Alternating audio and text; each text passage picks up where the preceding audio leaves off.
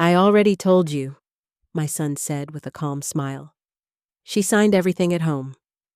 The bank manager didn't argue. She simply turned the document toward me. There it was, my name, Sandra Anderson, written in blue ink at the bottom of a stack of papers I had never seen before. For a moment, I wondered if I had forgotten. Then my heart settled into a terrifying certainty. I had never signed those papers, and when I looked up at my son's face, I realized he wasn't afraid that I would remember. He was counting on me not to. If you've ever trusted someone simply because they were family, I'd love to know your thoughts. Before we continue, please like this video if stories like this speak to your heart. Subscribe if you enjoy emotional family dramas that remind us we're never alone. And tell me in the comments what would you have done if you were standing where I was. Also, let me know where you're watching from and what time it is there. I always love seeing how far these stories travel. 3 years before that morning at the bank, I buried my husband of 43 years. Robert Anderson wasn't a man who left behind grand speeches or expensive gifts. He left me something much more valuable, a quiet confidence that I could take care of myself. Sandy, he used to say whenever bills piled up on our kitchen table. You always think you're not good with numbers. The truth is, you're careful. Careful people make the best financial decisions. I laughed every time he said it. After all, I had spent 35 years teaching second graders how to read, not balancing investment portfolios. But Robert insisted on showing me everything. Every savings account, every insurance policy, every retirement statement. Every password was written neatly inside a blue notebook that never left our desk drawer. If something ever happens to me, he would whisper, I don't want anyone making decisions for you. I never imagined how important those words would become. The months after Robert's funeral blurred together. People brought casseroles. Church friends stopped by with flowers. Neighbors shoveled my driveway before I even woke up after the first snow. And then gradually, life became quiet. Too quiet. The silence in the house was louder than any sound.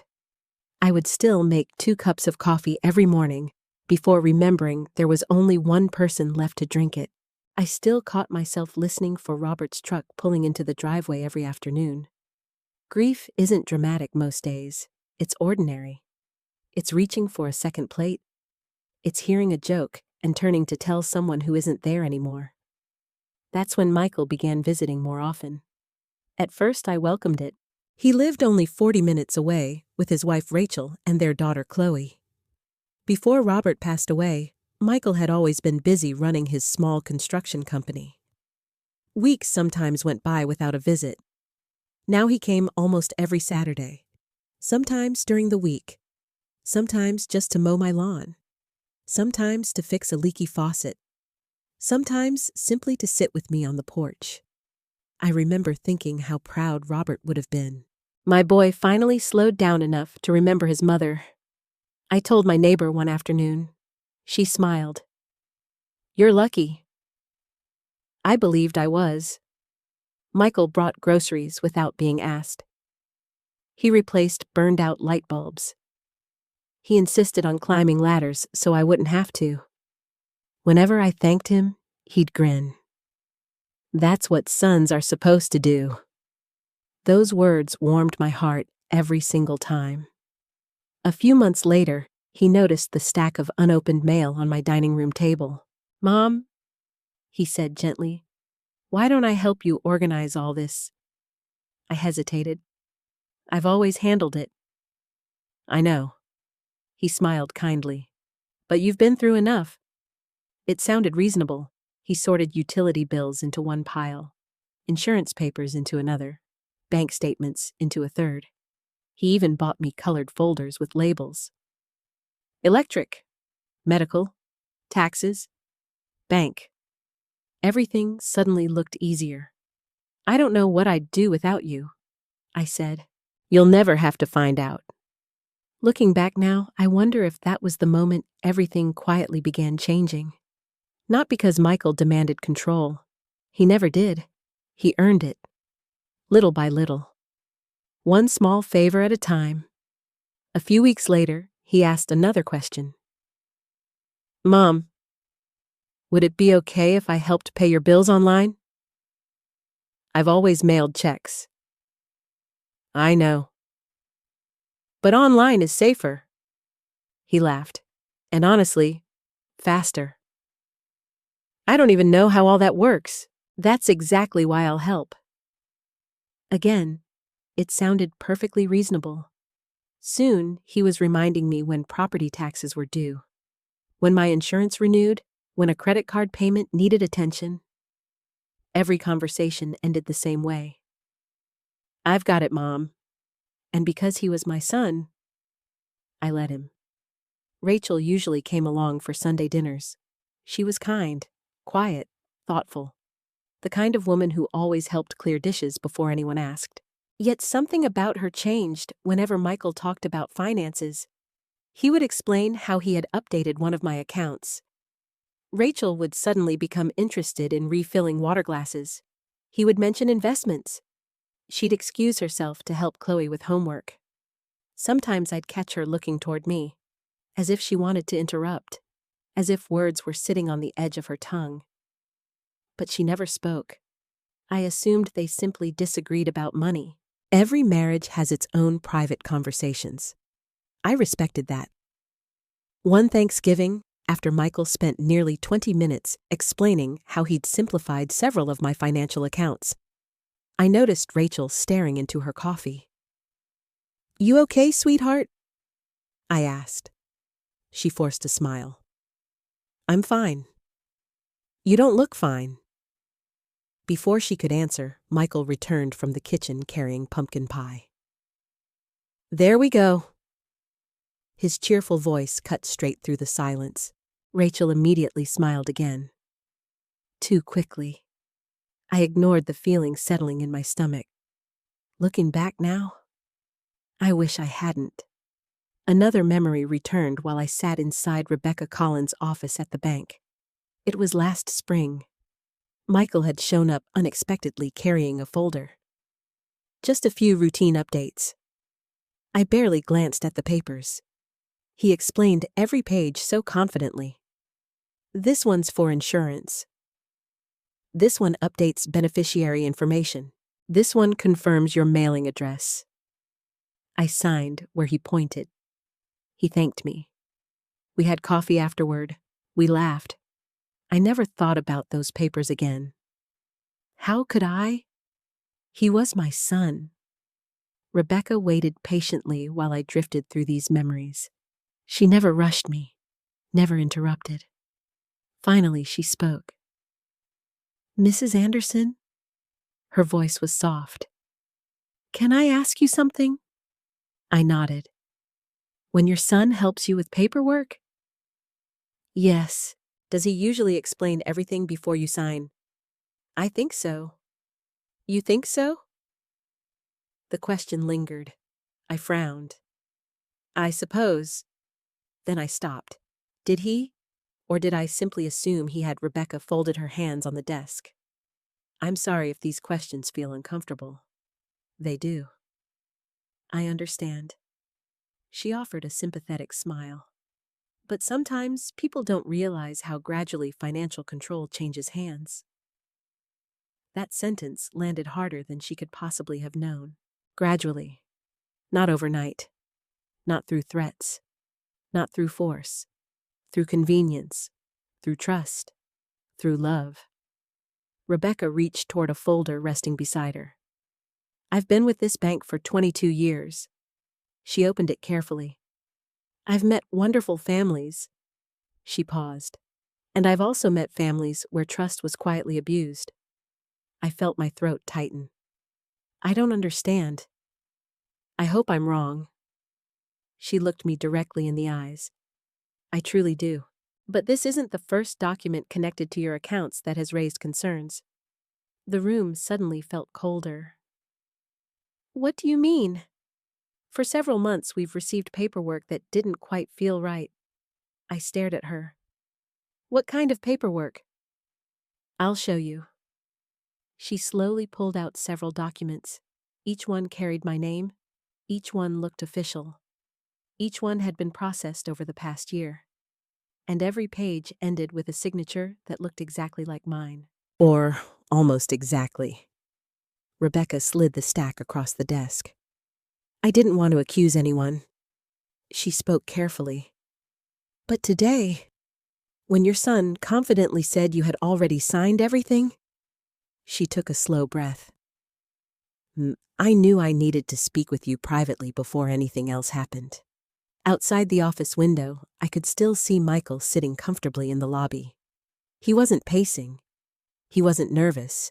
He was smiling as he checked something on his phone, like a man waiting for routine paperwork to be completed. Not like someone worried his mother was about to discover a secret. I looked back down at the stack of documents. For the first time in my life, I wasn't sure whether I had been protecting my son or whether I had been helping him destroy everything my husband had spent a lifetime building.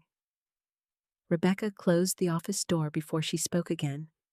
The noise from the lobby disappeared. It was just the two of us. She gently pushed the stack of documents toward me. I need you to look at these carefully, Mrs. Anderson. My hands were shaking before I even touched the first page. Every document carried my full name. Sandra Elaine Anderson. My address, my account number. Everything looked familiar. Everything except one thing. I don't remember this. Rebecca nodded. I thought you might say that. I picked up another page. Then another. Insurance updates. Account authorization forms. Transfer requests. Every single one ended with what appeared to be my signature. I stared at the blue ink. At first glance, it looked exactly like mine. The loop in the S. The long line beneath Anderson. The slight slant to the right. Anyone else would have believed it. Even I almost did. I signed these. I hated how uncertain my own voice sounded. Rebecca didn't answer immediately. Instead, she asked a question. Do you believe you did? I wanted to say yes. I wanted to believe I had simply forgotten. I was 68. People my age forgot appointments, misplaced glasses, walked into rooms without remembering why. Maybe this was another one of those moments. Maybe Michael was right. Maybe my memory wasn't as sharp as it used to be. I looked up. Is it possible I'm forgetting? Rebecca leaned forward. Everyone forgets things? She spoke slowly.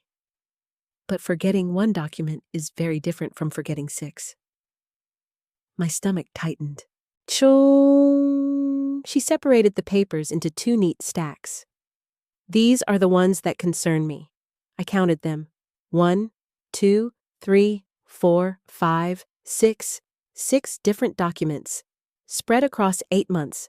I closed my eyes. I searched my memory. Nothing. Not a single clear memory of signing any of them. I don't understand. Rebecca slid another document toward me. This authorization increased the daily transfer limit on your savings account. Another. This one added online access permissions. Another. This one requested updated contact preferences. I frowned. I never asked for online banking. I know. You know, she nodded. Because every time you visit this branch, you still ask us to print your balance. She gave me a sad smile. You've told me several times you prefer paper records. She remembered. I had never realized that. To me, she was simply the bank manager. To her, I had become one of her regular customers, someone she quietly looked out for. I looked back at the signatures. Something bothered me, not enough to explain. Just a feeling. They all look... I stopped. Rebecca finished the sentence. Almost too perfect. I blinked. Yes, that was exactly it. When I signed my name, it was never identical twice. Sometimes the A was larger. Sometimes the last letter trailed off. Sometimes my hand hurt after gardening. Sometimes I signed quickly. Sometimes slowly. They looked copied from the same version of my signature. Too neat. Too consistent. Almost practiced. Rebecca watched my expression change. I noticed the same thing. A chill ran through me. What happens now? For now. She folded her hands together. I don't want you signing anything else. What about the papers Michael brought today? They stay here. I swallowed hard. And Michael? I'd rather not accuse anyone without evidence. That answer surprised me. She wasn't trying to convince me my son was guilty. She was trying to protect everyone until the facts became clear. That made me trust her even more. I looked through another document. Halfway down the page was language I didn't understand. Legal wording, financial terminology, paragraph after paragraph. I would never have signed this without reading it. Rebecca asked quietly. Do you usually read every page? I wanted to say yes. Instead, I remembered Michael sitting at my kitchen table, his laptop open, coffee steaming beside him. Mom, this one's nothing important. Flip. Sign here. Flip. This one's routine. Flip. Initial here. I had trusted him. Why wouldn't I? He was my son. Rebecca interrupted my thoughts. Mrs. Anderson, I've signed papers Michael brought home. Did you read all of them? The answer caught in my throat. No. She nodded gently. Thank you for being honest. That honesty hurt. Not because I had done something illegal, because I had ignored the advice Robert spent years giving me. Read everything. Never rush. Ask questions. Those words echoed inside my head. I suddenly remembered something else. Last autumn, Michael had stopped by after dinner. Mom, I need one quick signature before I leave. I've already taken my glasses off. I'll explain it. He tapped the paper. It's just confirming your homeowner's insurance. I laughed. If you say so, I signed. He folded the paper immediately, too quickly. At the time, I thought nothing of it. Now, that memory felt different. Rebecca carefully watched my face. You remembered something. I think so. What was it? I signed papers without my reading glasses. She didn't interrupt. He always seemed to be in a hurry. Did he ever leave copies with you? I searched my memory.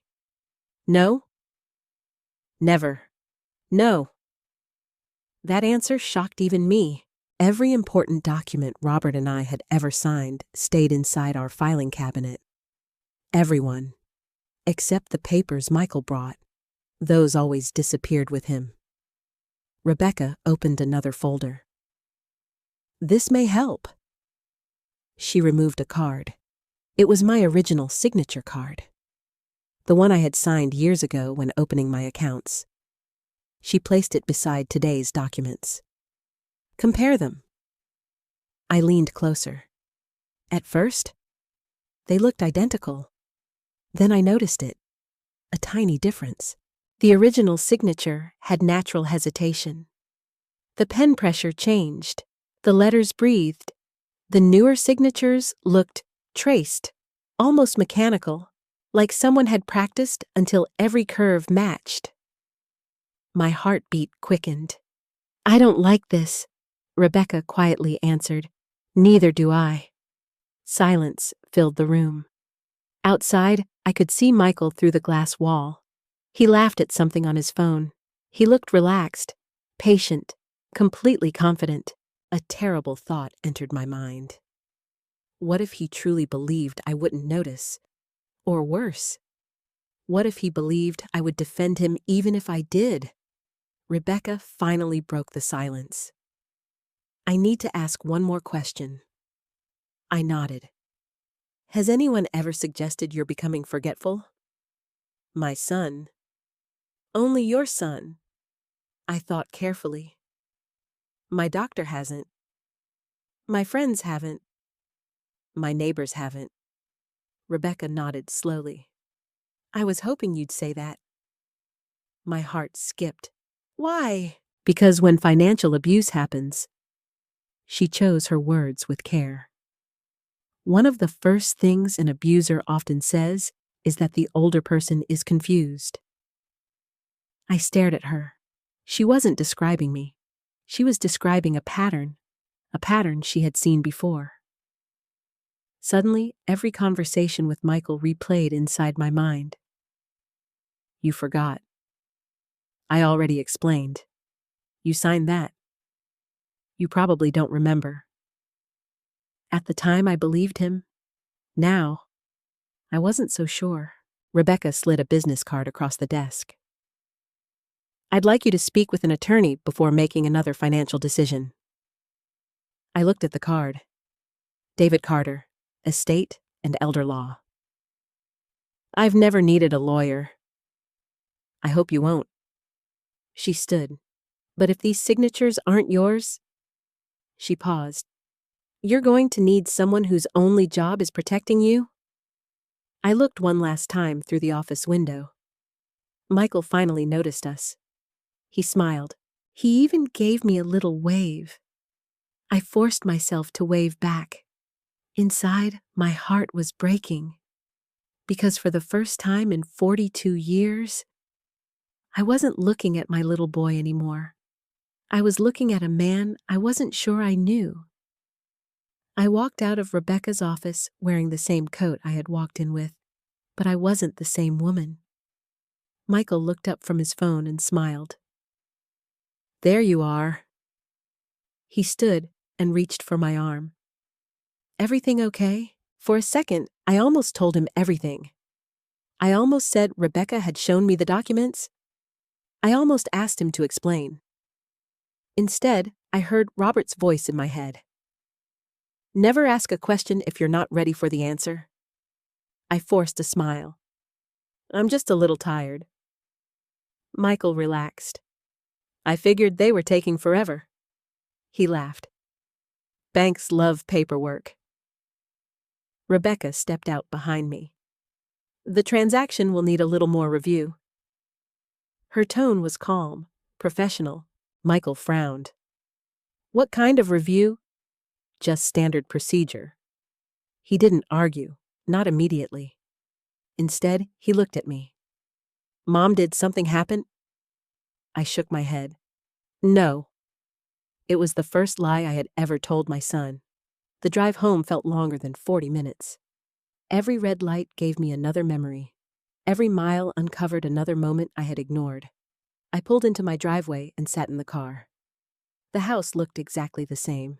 The flower beds, Robert's old wind chime, the porch swing where we used to drink lemonade every summer. Everything looked safe. Yet for the first time since Robert died, home didn't feel peaceful. It felt full of questions. I walked inside and opened the hallway closet. On the top shelf sat the gray metal filing cabinet Robert had insisted on buying years ago. Paper doesn't forget, he always said. I unlocked the cabinet. Every folder was exactly where we had left it. Taxes, insurance, retirement, property records, bank statements, everything organized, everything except one thing, the papers Michael had brought me over the past year. They weren't there, not one copy. I searched every drawer, every folder. Nothing. A strange feeling settled over me. Why had I never kept a single copy? The answer came almost immediately, because Michael always folded them before leaving. Don't worry, Mom, I'll file these. At the time, I thought he was being helpful.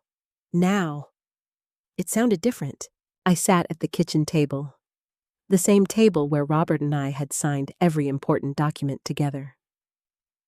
I closed my eyes. Another memory surfaced. It had happened about 8 months earlier. Michael arrived after dinner carrying a leather folder. "Sorry to bother you." "You never bother me. I just need one quick signature." "What is it this time?" He smiled. "Property tax paperwork." "I already paid property taxes." "This is just confirmation." I remembered reaching for my glasses. Michael stopped me. "You don't need those. It's only 1 page." I laughed. "My eyesight isn't what it used to be." "I'll read it." He skimmed the page in seconds. "There." He pointed to the bottom. "Sign right here." I signed. He immediately flipped to another page. "And this one?" I frowned. "I thought there was only one." "There practically is." He chuckled. "They always make everything more complicated than it needs to be." I signed again. Then he closed the folder. Conversation over. That night had never seemed unusual, until now. Another memory followed. Christmas. The whole family had gathered at my house. Rachel was helping me in the kitchen. Michael walked in carrying another folder. "Mom," I sighed playfully. "Not paperwork on Christmas?" "It'll take 30 seconds. Rachel looked up. "What paperwork?" Michael answered too quickly. "Insurance renewal." Rachel stared at him for a moment, then at me. Something about her face changed. Not anger, fear. Very quiet fear. She opened her mouth, then closed it again. I remembered asking, "Everything okay?"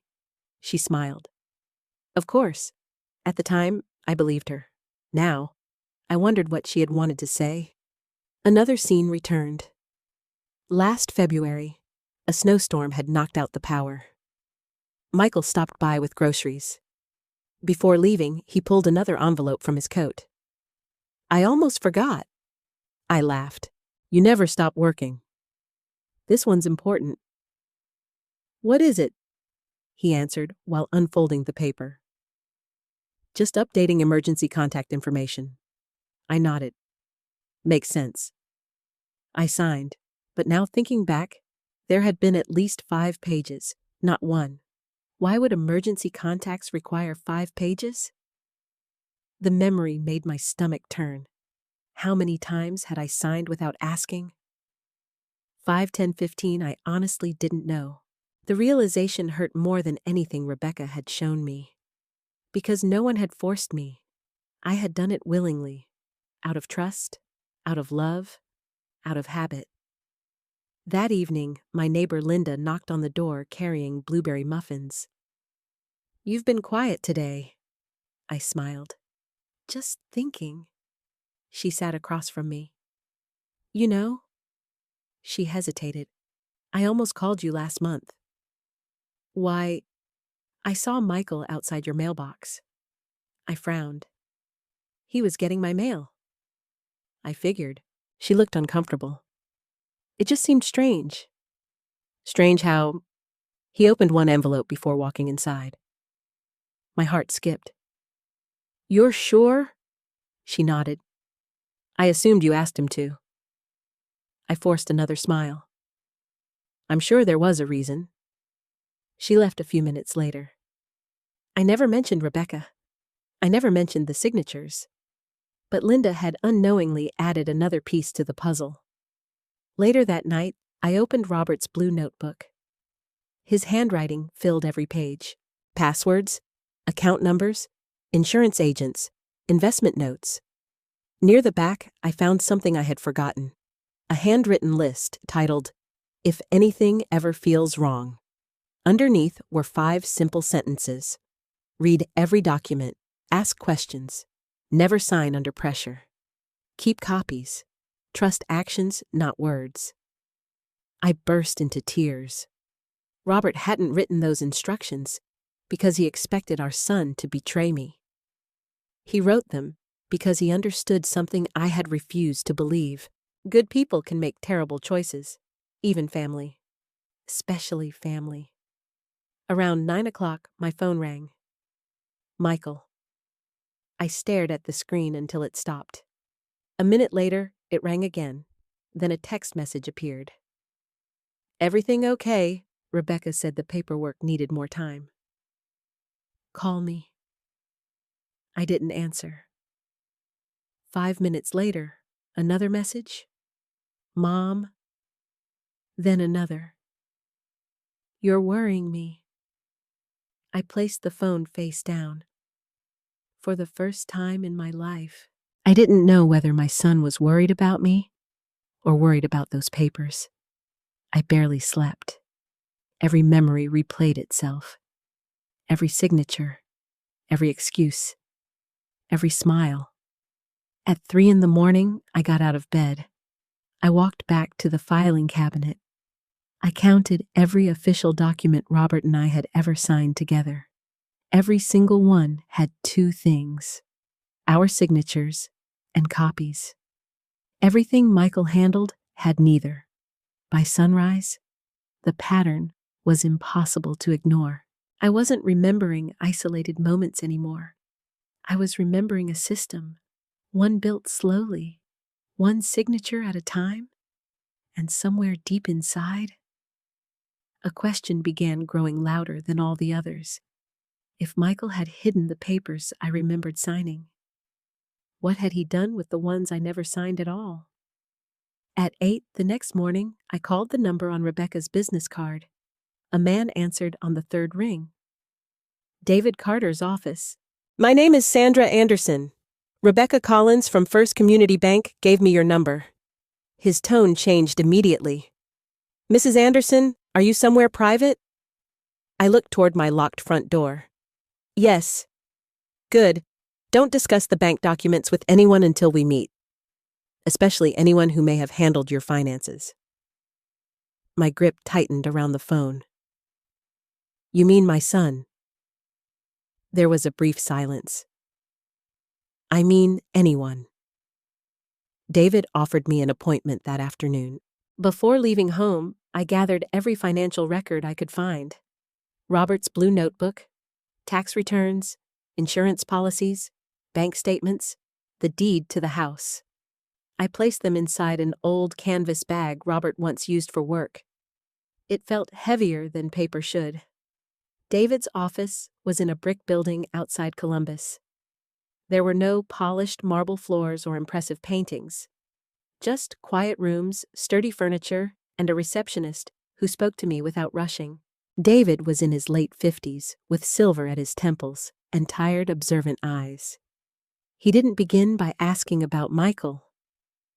He began by asking about Michael. He began by asking about me. "Do you understand why you're here? I think someone may have signed my name. Do you feel confused about your finances?" "No." "Has a doctor diagnosed you with memory loss?" "No, but by asking about me. Do you understand why you're here? I think someone may have signed my name. Do you feel confused about your finances?" "No." "Has a doctor diagnosed you with memory loss?" "No." "Has anyone pressured you to give up control of your accounts?" I hesitated. Not directly. He noticed. "What does that mean?" I told him everything. Michael's visits, the unopened mail, the papers at my kitchen table, the documents Rebecca had shown me, the way Michael often said I had forgotten things. David took notes, but rarely interrupted. When I finished, he leaned back. "What I'm about to say may be difficult. I've had a difficult morning. This may be worse." He opened the copies Rebecca had sent with my permission. "These documents aren't random." He placed them in chronological order. "They form a sequence." I stared at the pages. "What kind of sequence?" "First, your contact preferences were changed." He tapped the earliest form. "Paper notices were reduced. Electronic notices were added." I remembered Rebecca saying I preferred printed statements. Then online access permissions were expanded. He moved to the next page. After that, the transfer limit increased. Another document. Then a power of attorney was recorded. I looked up sharply. A what? A financial power of attorney. I never gave Michael power of attorney. David turned the page toward me. The document showed my name, Michael's name, and my signature. My mouth went dry. What does that allow him to do? It depends on the final language. This version gives him broad authority over accounts, investments, contracts, and certain property matters. I pushed the paper away. No, Robert and I discussed that years ago. If I ever needed help, we planned to use a limited document, not this. David nodded. That distinction matters. He examined the page again. This form was notarized. Then it must be real. Not necessarily. He pointed to the notary section. The signature may have been witnessed improperly. The notary may have relied on false identification, or the page may have been attached to something else after you signed. I remembered Michael flipping pages. Sign here, initial there.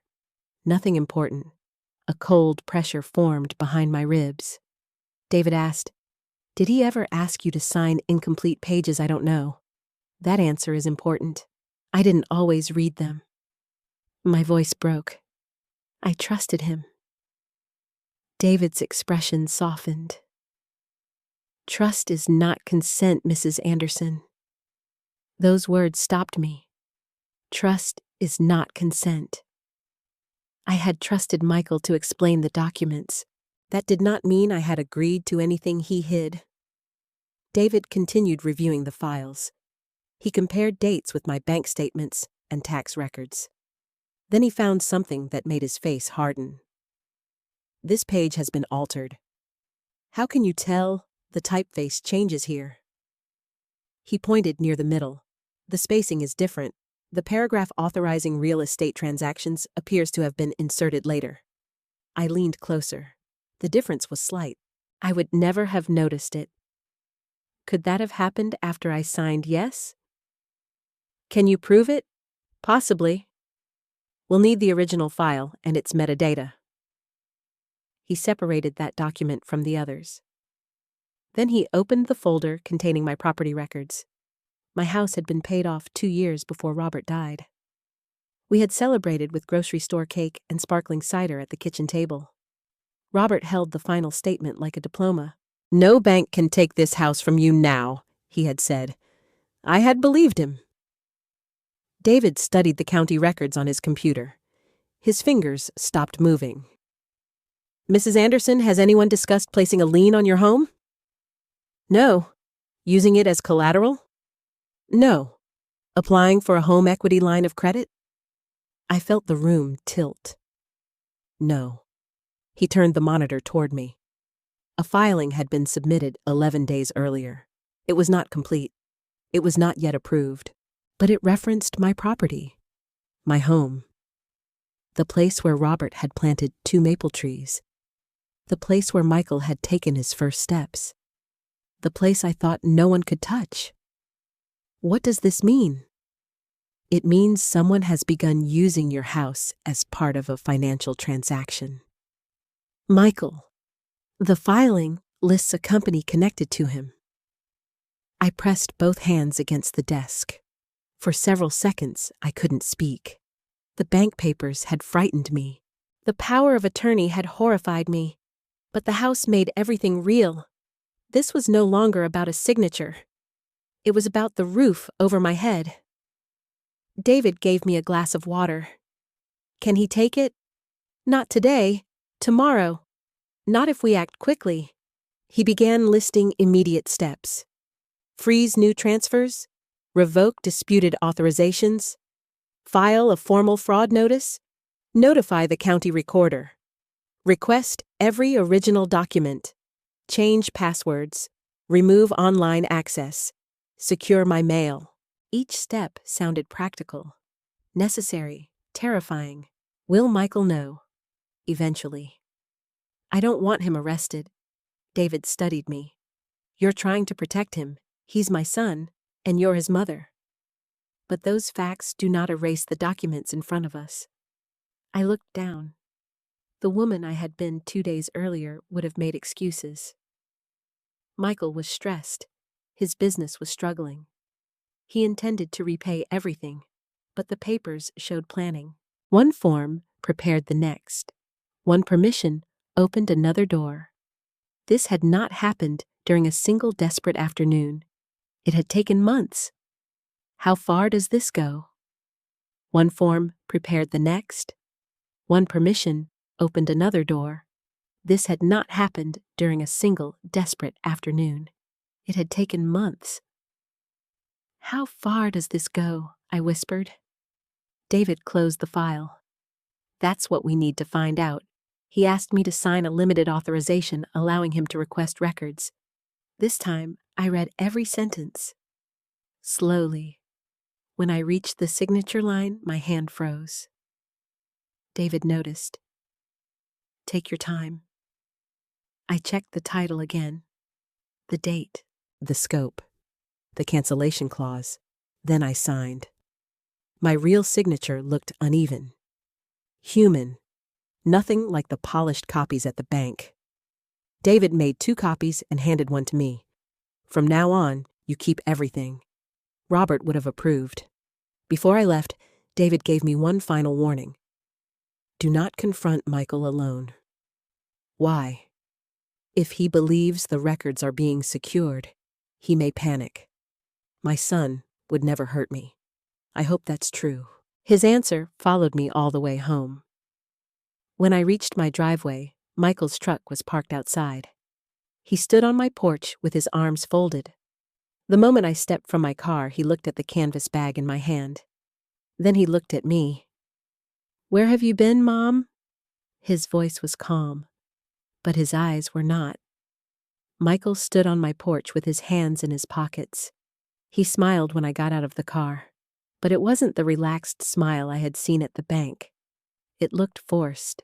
Mom! He walked toward me. I've been calling. I know. You didn't answer. I needed some time. His eyes moved to the canvas bag in my hand. What's in there? Some papers. What kind of papers? I didn't answer. Instead, I unlocked the front door. He followed me inside without waiting to be invited. For years, that had been normal. Today, it felt different. He closed the door behind him. The house suddenly felt much smaller. I placed the canvas bag on the dining room table. Michael looked at it again. You went somewhere. Yes. Where? I had an appointment. With who? I took off my coat. A lawyer. The room fell silent. Michael didn't move. For the first time since he arrived, the smile disappeared. A lawyer? Yes. What for? I looked directly at him. I think you know. He laughed, a short, nervous laugh. I have no idea what you're talking about. I wanted to believe him. God knows I wanted to. But David had been right. The papers formed a pattern. And now, so did Michael's reactions. He crossed his arms. Did someone put something in your head? No. Was it that bank manager? I said nothing. He sighed loudly. I knew this was about Rebecca. His voice became sharper. She's overreacting. You know her name? Of course I know her name. He answered too quickly. We've been dealing with the bank for years. That made sense, but something about his tone didn't. It sounded defensive, not surprised. I pulled out one chair and sat down. So, let's talk. He remained standing. What do you want to know? The papers. What papers? The ones you said I signed. You did sign them. I don't remember signing them. He shrugged. You're forgetting. There it was again. The same sentence. The one Rebecca warned me about. You're forgetting. I folded my hands together to stop them from shaking. I remember many things. You've been under stress. So have you. He frowned. What does that mean? I met with an attorney today. His jaw tightened. You actually hired a lawyer. I asked him to review the documents. You didn't need to do that. I think I did. He took a deep breath. Mom. His voice softened. You know my business has been struggling. I know. I'm trying to keep 30 people employed. I know. I've been under unbelievable pressure. I know. He stepped closer. I've been handling your paperwork because I didn't want you worrying. I looked at him. So why didn't you leave copies? What? The papers? You always took them. I filed them. Where? He hesitated. With everything else? No. I shook my head slowly. I checked. They're probably in another folder. No. I'll help you find them. I already looked. His shoulders stiffened. I must have them somewhere. Michael, I interrupted him. You don't sound sure. He looked away for a moment. Only a second, but I noticed. I've been busy. I understand. I didn't organize everything. I understand. Then I asked the question that had been haunting me all day. Did you ever ask me to sign something without telling me what it really was? He immediately answered. No. Too fast.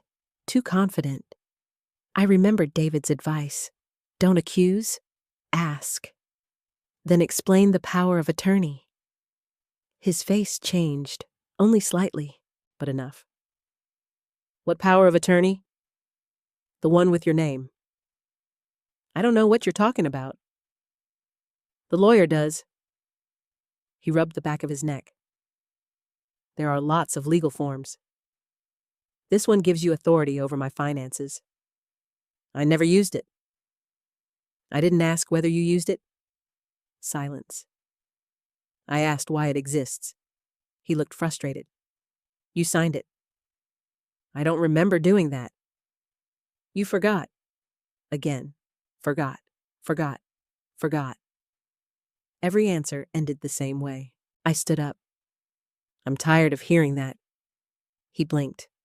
What? I'm tired of being told I'm confused? I didn't say confused. You keep saying I forgot.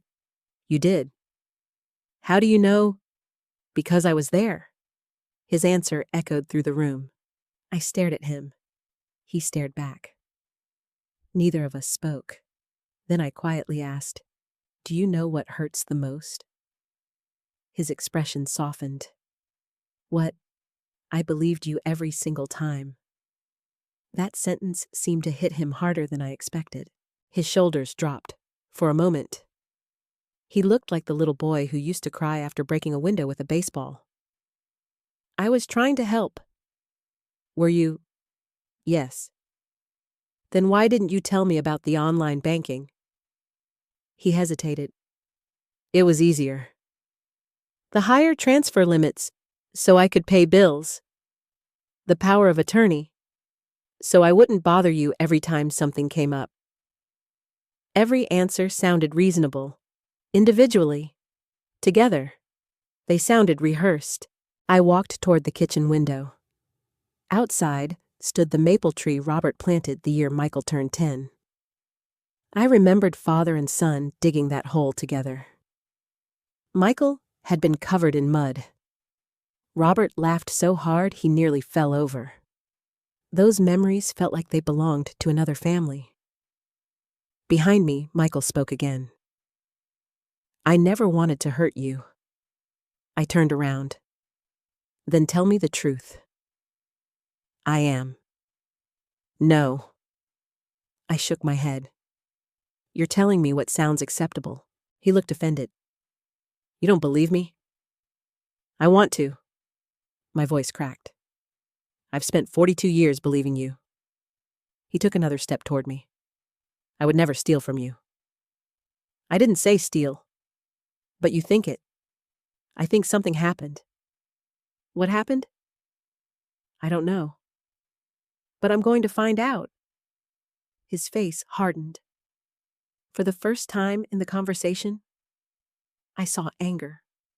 Real anger. So, that's it? What? You trust some lawyer more than your own son, I answered quietly. I trust facts. He laughed bitterly. You think papers know me better than you do? No. I think papers don't lie. Those words hung between us. He looked away, then toward the canvas bag again. I want to see what the lawyer gave you. No. I'm your son. And these are my legal papers. He stepped closer. Mom. No. I just want to look. No. His voice rose. What are you afraid of? I met his eyes. I'm beginning to wonder the same thing about you. The silence afterward felt endless. Finally, he grabbed his car keys from the counter. You know what? He walked toward the door. I've done everything for you. I never asked you to. He stopped with his hand on the doorknob. Without me. He looked back. You'd be completely lost. Then he walked out. The front door slammed hard enough to rattle the pictures on the wall. I stood frozen, his last sentence repeated in my mind. Without me, you'd be completely lost. Robert had spent 43 years teaching me the opposite. He taught me to stand on my own feet. Michael wanted me to believe I couldn't. That difference changed everything. I walked to the window. His truck backed out of the driveway faster than usual. As he disappeared around the corner, my phone vibrated. A text from David Carter. Sandra, one more thing. We just received additional county records. I think we found something much bigger than the signatures. Please call me first thing tomorrow morning. I stared at the message. If the signatures weren't the worst part, I wasn't sure I was ready to learn what was. I barely slept. David's text stayed on my phone screen until sunrise. We found something much bigger than the signatures. I kept asking myself the same question. What could be worse? By 7:30, I was sitting in David Carter's office again. He looked more serious than he had the day before. He didn't waste time. We received additional records overnight. He placed 3 folders on the conference table. I wish I had better news. My heart sank. What did you find? He opened the first folder. This is your son's construction company. I recognized the business name immediately. Anderson Custom Builders. Michael had started it nearly 12 years earlier. Robert had been so proud. He even helped paint the first office. David turned several pages. The company has significant debt. I know business has been slow. This is more than slow. He slid a financial statement toward me. I stared at numbers I barely understood. Past due loans, vendor balances, tax obligations, credit lines, everything highlighted in red. How bad is it? David looked me in the eye. Very. I swallowed hard. Can he recover? Possibly. He paused, but not without substantial cash. My stomach tightened. How much? He named a number. I stopped breathing for a moment. It was more money than Robert and I had saved over decades. That's impossible. I agree. I looked down again. This doesn't make sense. It does. David tapped another document. If someone believes they have access to another person's assets. I closed my eyes. Michael. No, I wasn't ready to think that way. David continued. We also obtained records connected to the home equity application. The one using my house? Yes. He turned the page. I found something unusual. What? The application wasn't submitted directly by your son. I frowned. Then who submitted it? A lending broker. So Michael isn't involved? David didn't answer immediately. Instead, he showed me the signature page. The borrower. Sandra Anderson, the contact person.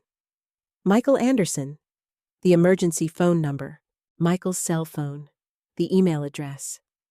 Michael's email, every notification, every approval, every update would have gone directly to him, without me ever knowing. I felt sick. He used his own email, yes, and I never received anything. No, David sighed.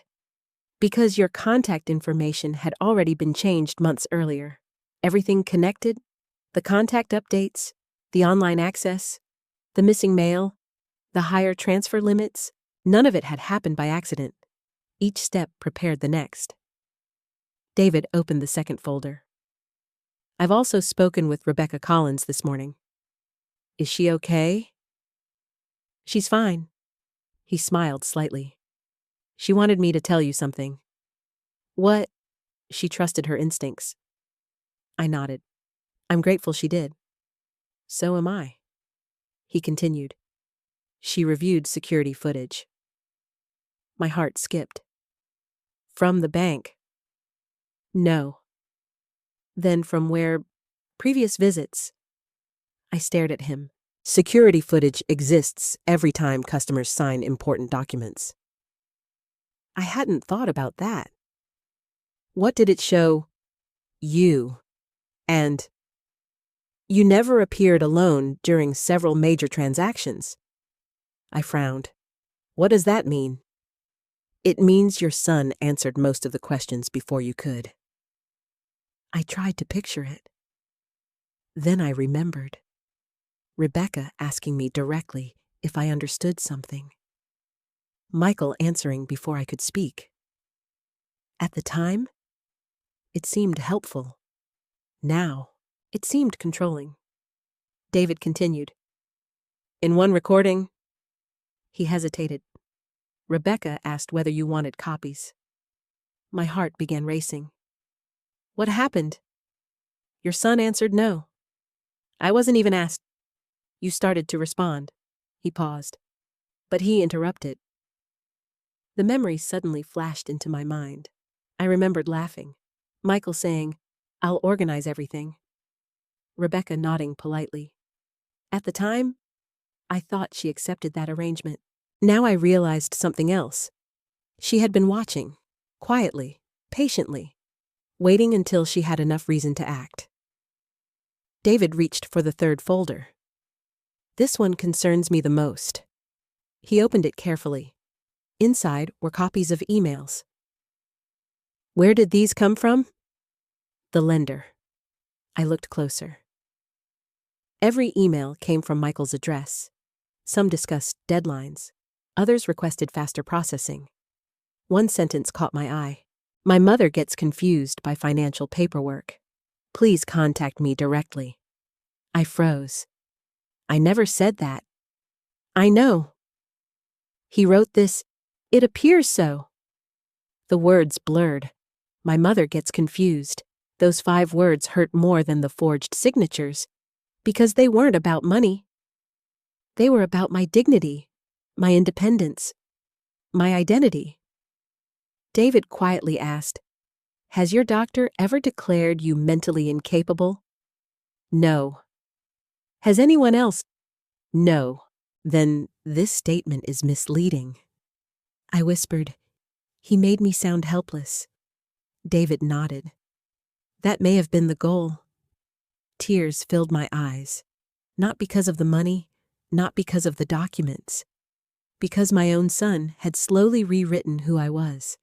From Sandra Anderson, a woman who had taught children for 35 years, managed a household, raised a family, and cared for a dying husband, into someone the world should ignore, someone too confused to speak for herself.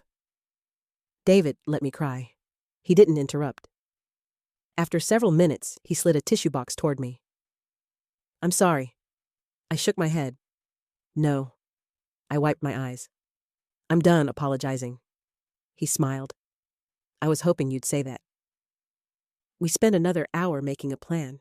Every bank account would receive fraud alerts. Every disputed signature would be challenged. The county recorder would receive notice. Rebecca would secure all pending transactions. David would request original loan files. No one would contact Michael yet. "We need every piece of evidence first," David explained. I agreed. As I prepared to leave, my phone buzzed. Rachel, my daughter-in-law, almost never called me directly. I looked at David. He nodded. "Answer." I picked up. "Hello." Rachel's voice was barely above a whisper. "Sandra?" She had never called me Sandra before. It was always Mom. "Are you okay?" "I've been worried." She took a shaky breath. "I need to talk to you." "What happened?" "Not over the phone." My heart started pounding. "When? Today? Where? Anywhere Michael won't see us." I looked toward David. He was already writing something on his notepad. "Meet her." I returned to the call. 2:00? Rachel answered immediately. "I'll be there." Before hanging up, she said something that made my blood run cold. "I should have told you months ago." The line went dead. I slowly lowered the phone. David looked at me. "What did she say?" I repeated every word. He leaned back in his chair. "I think your daughter-in-law has been carrying this secret for a long time." "So do I." As I walked toward the parking lot, one thought stayed with me. If Rachel had wanted to warn me months ago, how much had she already seen? And more importantly, what had she been too afraid to tell me? I arrived at the small coffee shop 15 minutes early. It sat on the edge of town, far enough from Michael's office that he was unlikely to stop by. I chose a table near the back. From there, I could see both the entrance and the parking lot. Every time the door opened, my heart jumped. At exactly 2:00, Rachel walked in. She looked exhausted. Dark circles surrounded her eyes. She held her purse tightly against her chest. When she saw me, she forced a weak smile. "I'm sorry." Those were the first words she said. She hadn't even sat down. I stood and hugged her. For a second, she didn't move. Then she wrapped her arms around me and started crying. People turned to look. Neither of us cared. When we finally sat down, she wiped her eyes. "I should have told you." "You said that on the phone." "I know." "Tell me now." She nodded. "I will." She took a deep breath before speaking. "It started almost a year ago." I listened without interrupting. "Michael's business wasn't doing well." "I knew that." "You didn't know how bad." She looked down at her coffee. "He stopped sleeping. He stopped eating. He became obsessed with finding money." I remembered our conversation the day before. 30 employees, pressure, debt, everything matched. Rachel continued. "At first he borrowed from friends, then from suppliers, then from lenders, and then," she looked directly at me, "then he started talking about your savings." My stomach tightened. "What did he say?" "He kept saying." She swallowed hard. "Mom has enough." I felt my chest ache. "He said that." Rachel nodded slowly. "I argued with him." "What did you say?" "I told him your money wasn't ours." She paused. "I told him it belonged to you." I reached across the table and squeezed her hand. "Thank you." She shook her head. "I didn't do enough." "What do you mean?" The arguments became worse. "Did he ever threaten you?" "No." "But he stopped listening." She looked out the window. "He convinced himself he was only borrowing." That sounded exactly like something Michael would tell himself. Not stealing. Borrowing. Temporary. Necessary. I asked quietly, "When did the papers begin?" Rachel closed her eyes. "I remember the first time." Her voice became almost a whisper. He came home smiling. He said, she imitated his voice. Mom signed everything. I frowned. What was everything? I didn't know. I asked. He wouldn't answer. She twisted a napkin between her fingers. Over the next few months, he kept bringing home documents. I leaned forward. Did you ever see them? Sometimes. What did they say? I don't know. He always closed the folder when I walked into the room. That matched my memories. Everything disappeared quickly. Everything stayed hidden. Rachel looked ashamed. I started getting suspicious. What made you suspicious? She hesitated. Then she answered. I found practice sheets. I stared at her. What kind of practice sheets? She opened her purse. Carefully, slowly. She removed an envelope. I almost threw these away. She handed it to me. Inside were several folded pages. I opened the first one. My heart stopped. Across the page, over and over. Sandra Anderson. Sandra Anderson. Sandra Anderson. Written dozens of times. Some neat, some sloppy, some almost identical to my signature. I couldn't breathe. No, Rachel nodded through tears. I found them in the trash. When? About 6 months ago? And you kept them? I didn't know why. She looked at me. I think part of me already knew. I turned another page. The handwriting improved. Each signature looked closer to mine. Then another page. Closer still. By the final sheet, even I struggled to tell the difference. My hands started shaking. He practiced. Rachel nodded. For weeks. I asked him why. What did he say? He laughed. My heart sank. He told me he was practicing your signature because he might have to sign birthday cards if you got arthritis. The excuse was ridiculous, yet I could imagine believing it if I had heard it then. Rachel hadn't. I knew he was lying. So why didn't you tell me? She lowered her head. Because I was afraid. Afraid of what? Losing my family. Those words hurt. I kept hoping he'd stop. He promised me he would. But every month, there were more papers. I asked another question. Did Chloe know? Rachel answered immediately. No. I made sure she never saw any of it. I silently thanked her.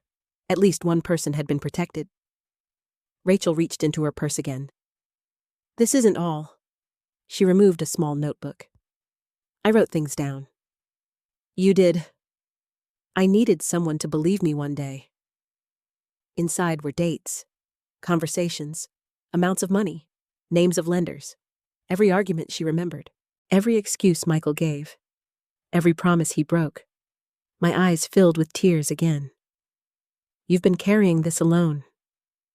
For almost a year. I'm so sorry. No. She shook her head. I'm sorry.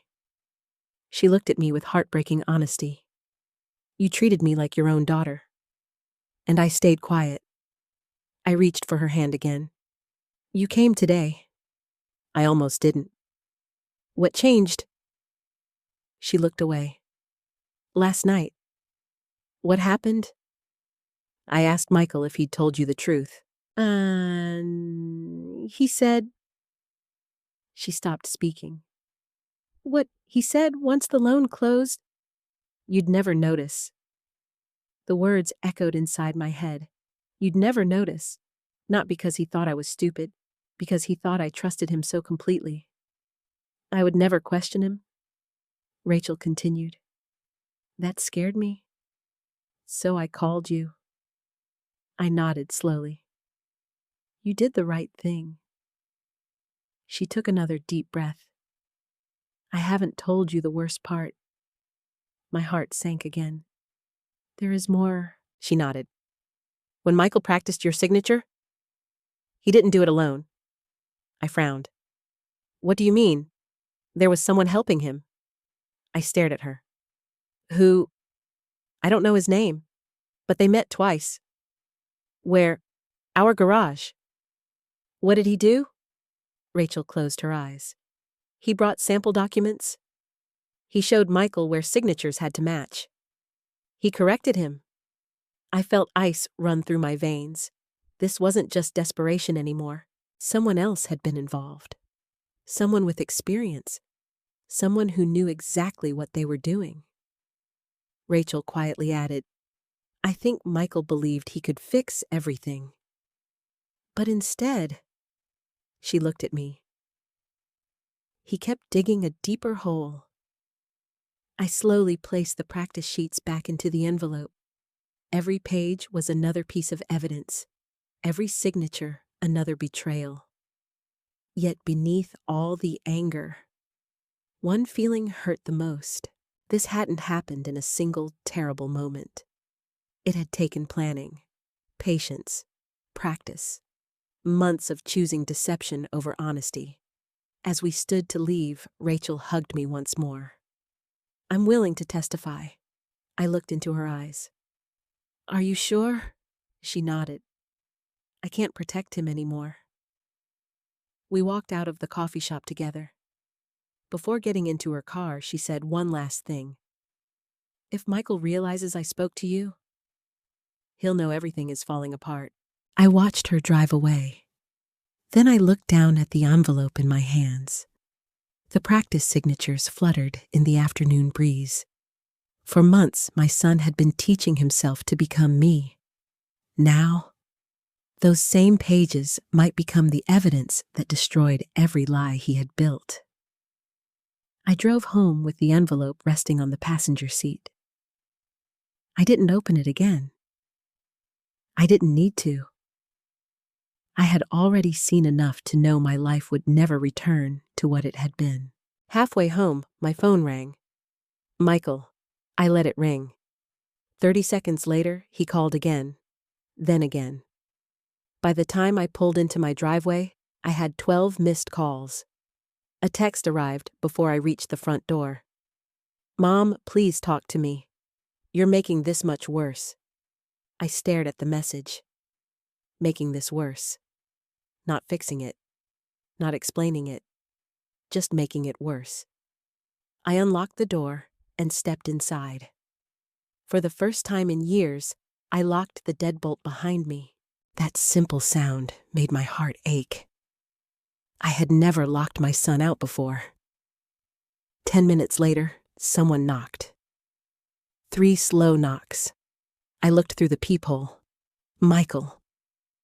He stood on the porch alone. His shoulders slumped. His face looked tired. For one brief moment, I saw my little boy again. The child who used to scrape his knees climbing maple trees. The teenager who cried after his first heartbreak. The young father who proudly carried Chloe into my house after she was born. Then I remembered the practice signatures. I remembered the emails. I remembered the sentence. My mother gets confused. I opened the door only a few inches. What do you want? He looked relieved. Thank you. I didn't invite you in. I know. He rubbed his hands together. I just want to talk. We've talked. No. He shook his head. We argued. This is different. I stayed silent. Finally, he asked, Can I come inside? No. The word surprised both of us. I had never said no to him like that. His eyes filled with disappointment. Mom, we can talk right here. He nodded slowly. I've been thinking. So have I. I know you're upset. I'm beyond upset. I understand. Do you? He lowered his eyes. I made mistakes. That was the first time he had admitted anything. I waited. I should have explained things better. Explained, not confessed, not apologized. Explained. It wasn't enough. What mistakes? I handled too much. What else? I should have kept you informed. What else? His silence answered me. I asked again. What else, Michael? He looked away. I don't know what you're asking. I almost laughed, not because it was funny, because I couldn't believe he was still pretending. I reached into my purse and pulled out one folded sheet from Rachel's envelope. Not all of them, just one. I unfolded it slowly. His face lost all color. Across the page, my name, written again and again. Sandra Anderson, Sandra Anderson, Sandra Anderson. He didn't need to ask where I got it. He knew. For several seconds, neither of us spoke. Finally, he whispered, Rachel. I nodded. So you know. I know enough. He leaned against the porch railing. He suddenly looked 10 years older. I never wanted this, I answered quietly. But you practiced for it. His shoulders dropped. I was desperate. So, you practiced my signature. I wasn't thinking. You practiced for weeks. I know. You lied to me. I know. You changed my information. I know. You made lenders believe I couldn't understand my own finances. Tears filled his eyes. I know. Those 2 words carried more weight than every excuse he had made before. I looked at him carefully. For the first time, he wasn't arguing. He wasn't blaming me. He wasn't saying I forgot. He simply looked exhausted. I'm sorry. The words were barely audible. I believed he meant them, at least partly, but another question remained. Sorry for what? For everything. No, I shook my head. Be specific. He closed his eyes. I forged some signatures. The confession hung between us. He had finally said it, my own son, out loud. I thought I could fix everything before you found out. My chest tightened. So Rebecca was right. He nodded. I only needed time. To do what? Save the company. With my money. He didn't answer. With my house. Still no answer. You were willing to risk everything your father built. He covered his face with both hands. I know. I looked at him for a long time. Did you love your father? He looked shocked. What kind of question is that? Answer it. Of course I did. Then why did you ignore everything he believed in? He couldn't answer. I continued. Your father taught you honesty. He taught you responsibility. He taught you to earn what you had. Tears rolled down Michael's face. I failed. Yes.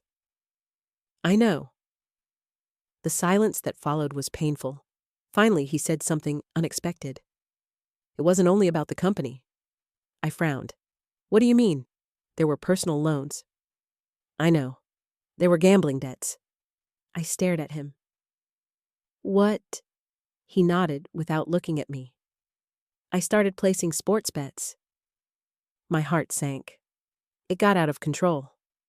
When? About 2 years ago. You told Rachel the business was struggling.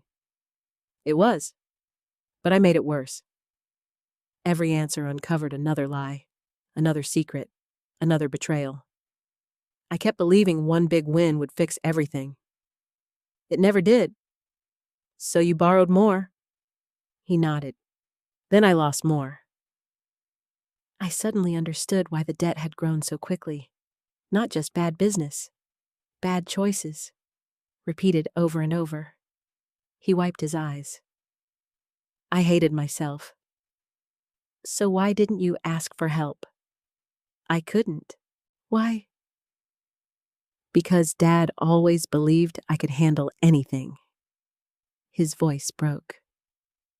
I didn't want everyone to know I'd failed. I felt something inside me soften, not enough to erase what he had done, but enough to understand how pride had trapped him. Then he said something that changed everything again. I never finished the loan. I looked at him carefully. What? I couldn't. Why? The bank kept asking for more documents. Rebecca. She had slowed everything down. She had unknowingly saved my home. Michael continued. Every delay made me panic. I thought if I could just get the money. He stopped talking. He didn't need to finish the sentence. I already knew. He had convinced himself one final lie would solve all the others. Instead, every lie demanded another. I finally spoke. I'm working with David Carter now. He nodded. I figured. Everything will come out. I know. I won't stop the investigation. I know. I can't protect you from this. He closed his eyes. I know. For the first time since this nightmare began. He wasn't asking me to choose him over the truth, but neither was he telling me everything. I could feel it. There were still pieces missing. As he turned to leave, he stopped halfway down the porch steps. Without looking back, he said, There are things David still doesn't know. My heart started pounding again. What things? He looked over his shoulder. The signatures, he swallowed hard, weren't the biggest mistake I made. Before I could ask another question, he walked to his truck. I watched him drive away.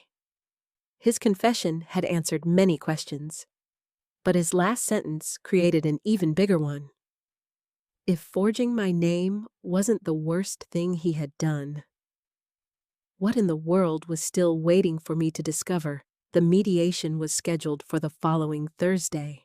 David had explained that it was the fastest way to place every document, every witness, and every disputed signature on the record before the legal case moved forward. I had never been inside a mediation room before. It wasn't a courtroom. There were no jurors, no witness stand, just a long conference table, a recorder, stacks of files, and people whose lives had become tangled together. When I walked in, Rebecca Collins was already there. She stood and greeted me with a warm smile. How are you holding up? I've had better weeks. She nodded. I imagine you have. David arrived carrying 2 large boxes. Every document was labeled, every page indexed, every signature marked with colored tabs. He whispered, We're ready. A few minutes later, Michael entered with his attorney. He looked exhausted. His suit hung loosely on his shoulders. He had lost weight. For a moment, my heart hurt. Then I remembered why we were here. The mediator introduced everyone. Ground rules were explained. No interruptions, no shouting. Everyone would have a chance to speak. Michael's attorney began. My client acknowledges there have been misunderstandings. Misunderstandings. The word immediately irritated me. David didn't react. He simply opened the first box. The attorney continued.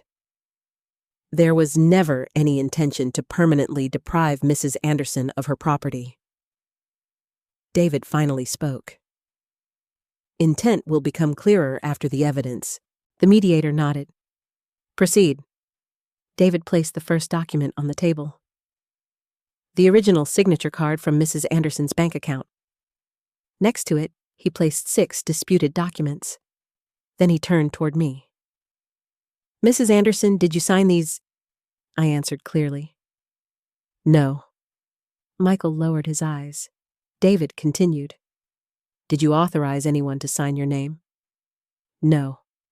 Did you knowingly grant your son broad financial power of attorney? No. Every answer felt like another piece of my old life breaking apart. David turned toward Michael. Mr. Anderson. Michael looked at his attorney. The attorney answered instead. My client disputes that the signatures were forged. David nodded once. I expected that. He turned toward the opposite side of the room. Jennifer Brooks. A woman in her 40s walked forward carrying a portfolio.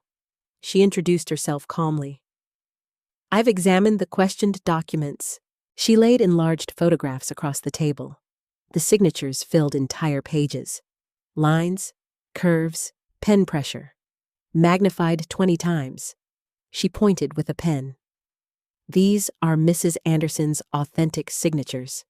Then another set. These are the questioned signatures.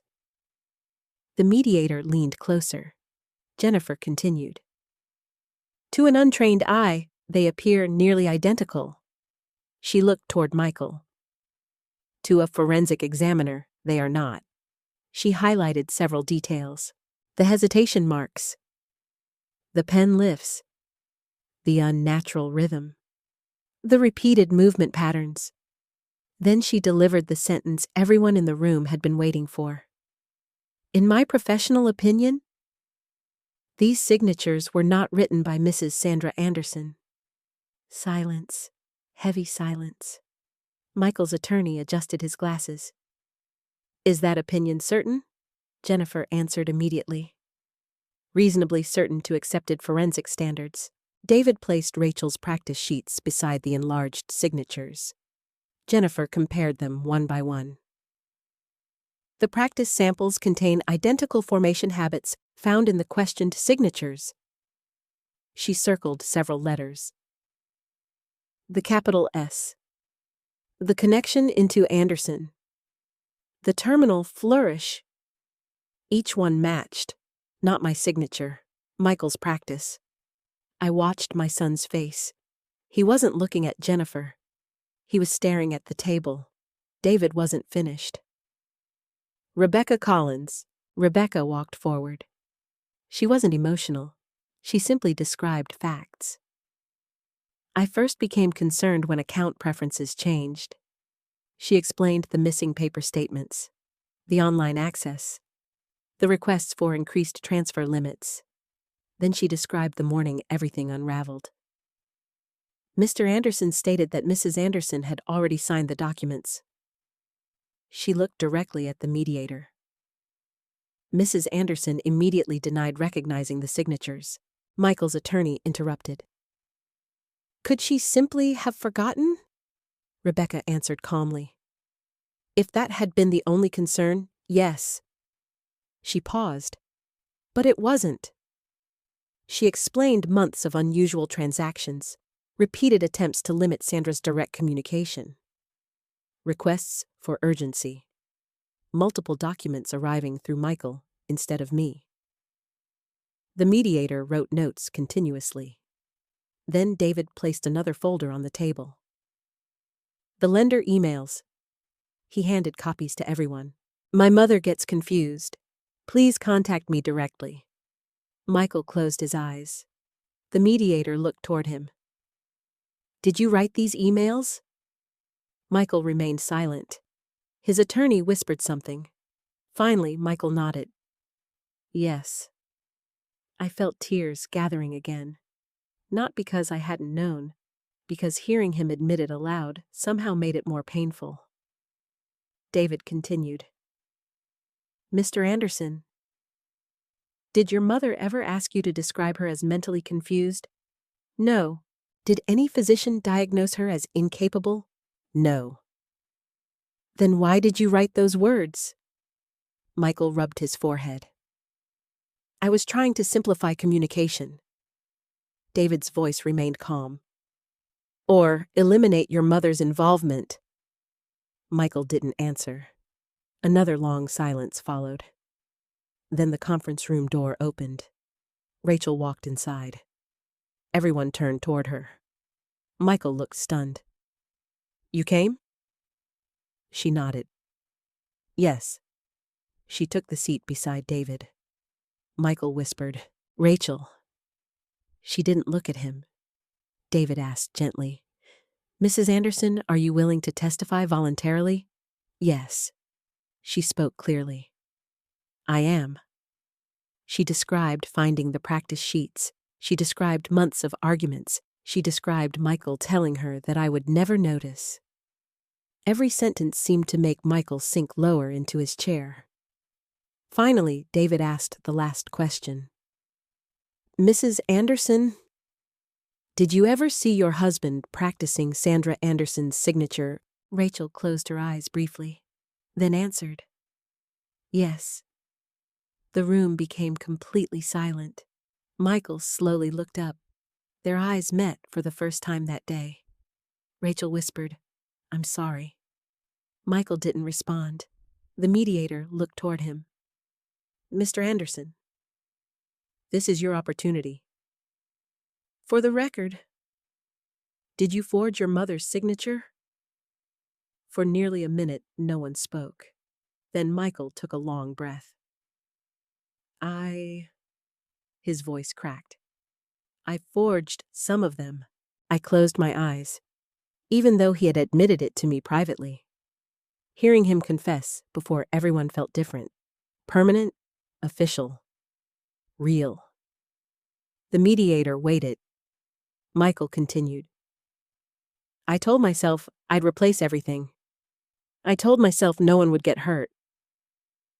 I kept believing one more loan would solve the last one. His shoulders shook. I was wrong. No one interrupted. No one celebrated. Because there was nothing to celebrate. A family wasn't winning. A family was breaking. As the meeting came to an end, David quietly placed one final folder on the table. We appreciate Mr. Anderson's admission. He looked toward the mediator. But one unresolved issue remains. The mediator frowned.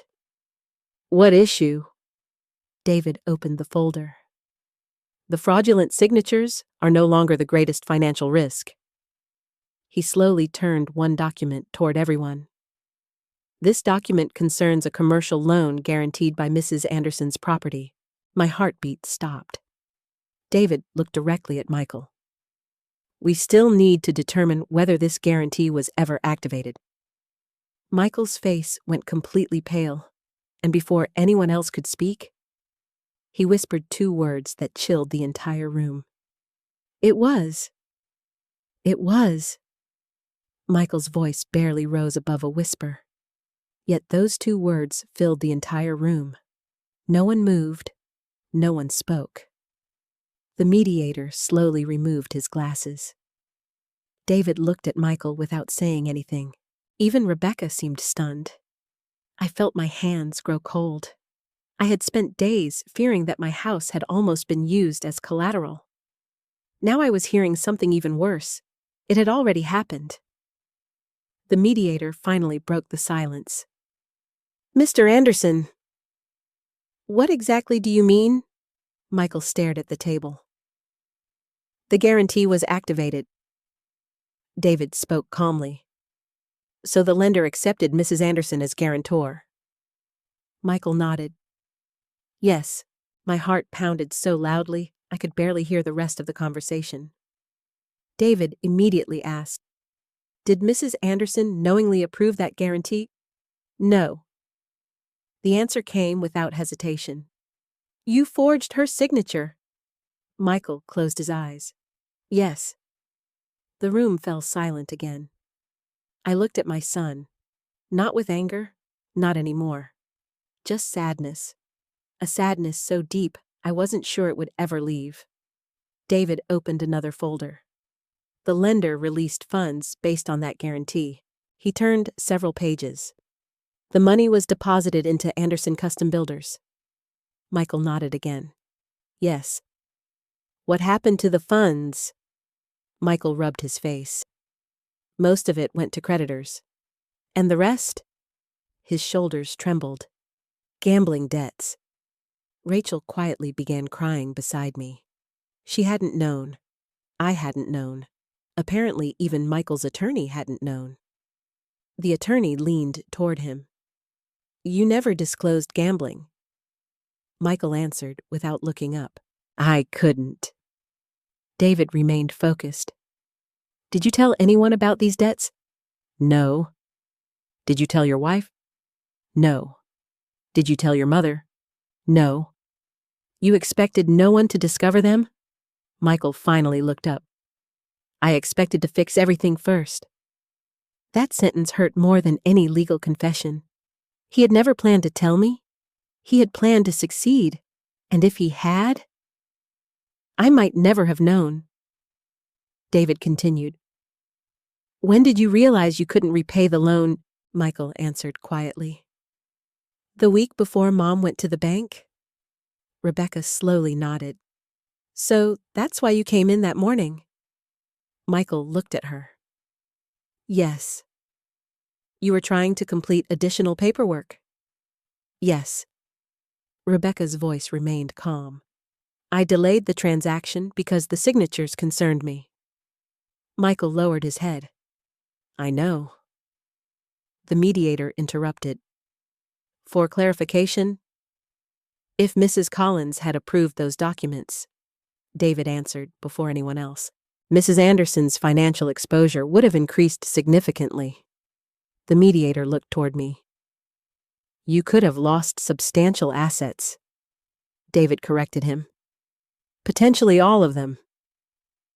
The words hit me like a physical blow. Everything. Robert's savings, our retirement, our home. 43 years of careful planning. Gone. Because of one person. My own son. I expected to feel anger. Instead, I felt tired. Very tired. Michael suddenly spoke again. I never wanted her to lose the house. David asked, Then why sign the guarantee? I thought the business would recover. And if it didn't, Michael couldn't answer. The silence itself became the answer. David reached for one final document. I believe we've now established fraud. Michael's attorney raised a hand. My client is cooperating. David nodded politely. I appreciate that.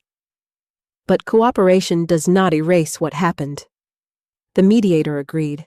We're now discussing consequences. That word changed the atmosphere. Consequences. Until then, the conversation had been about facts. Now, it became about accountability.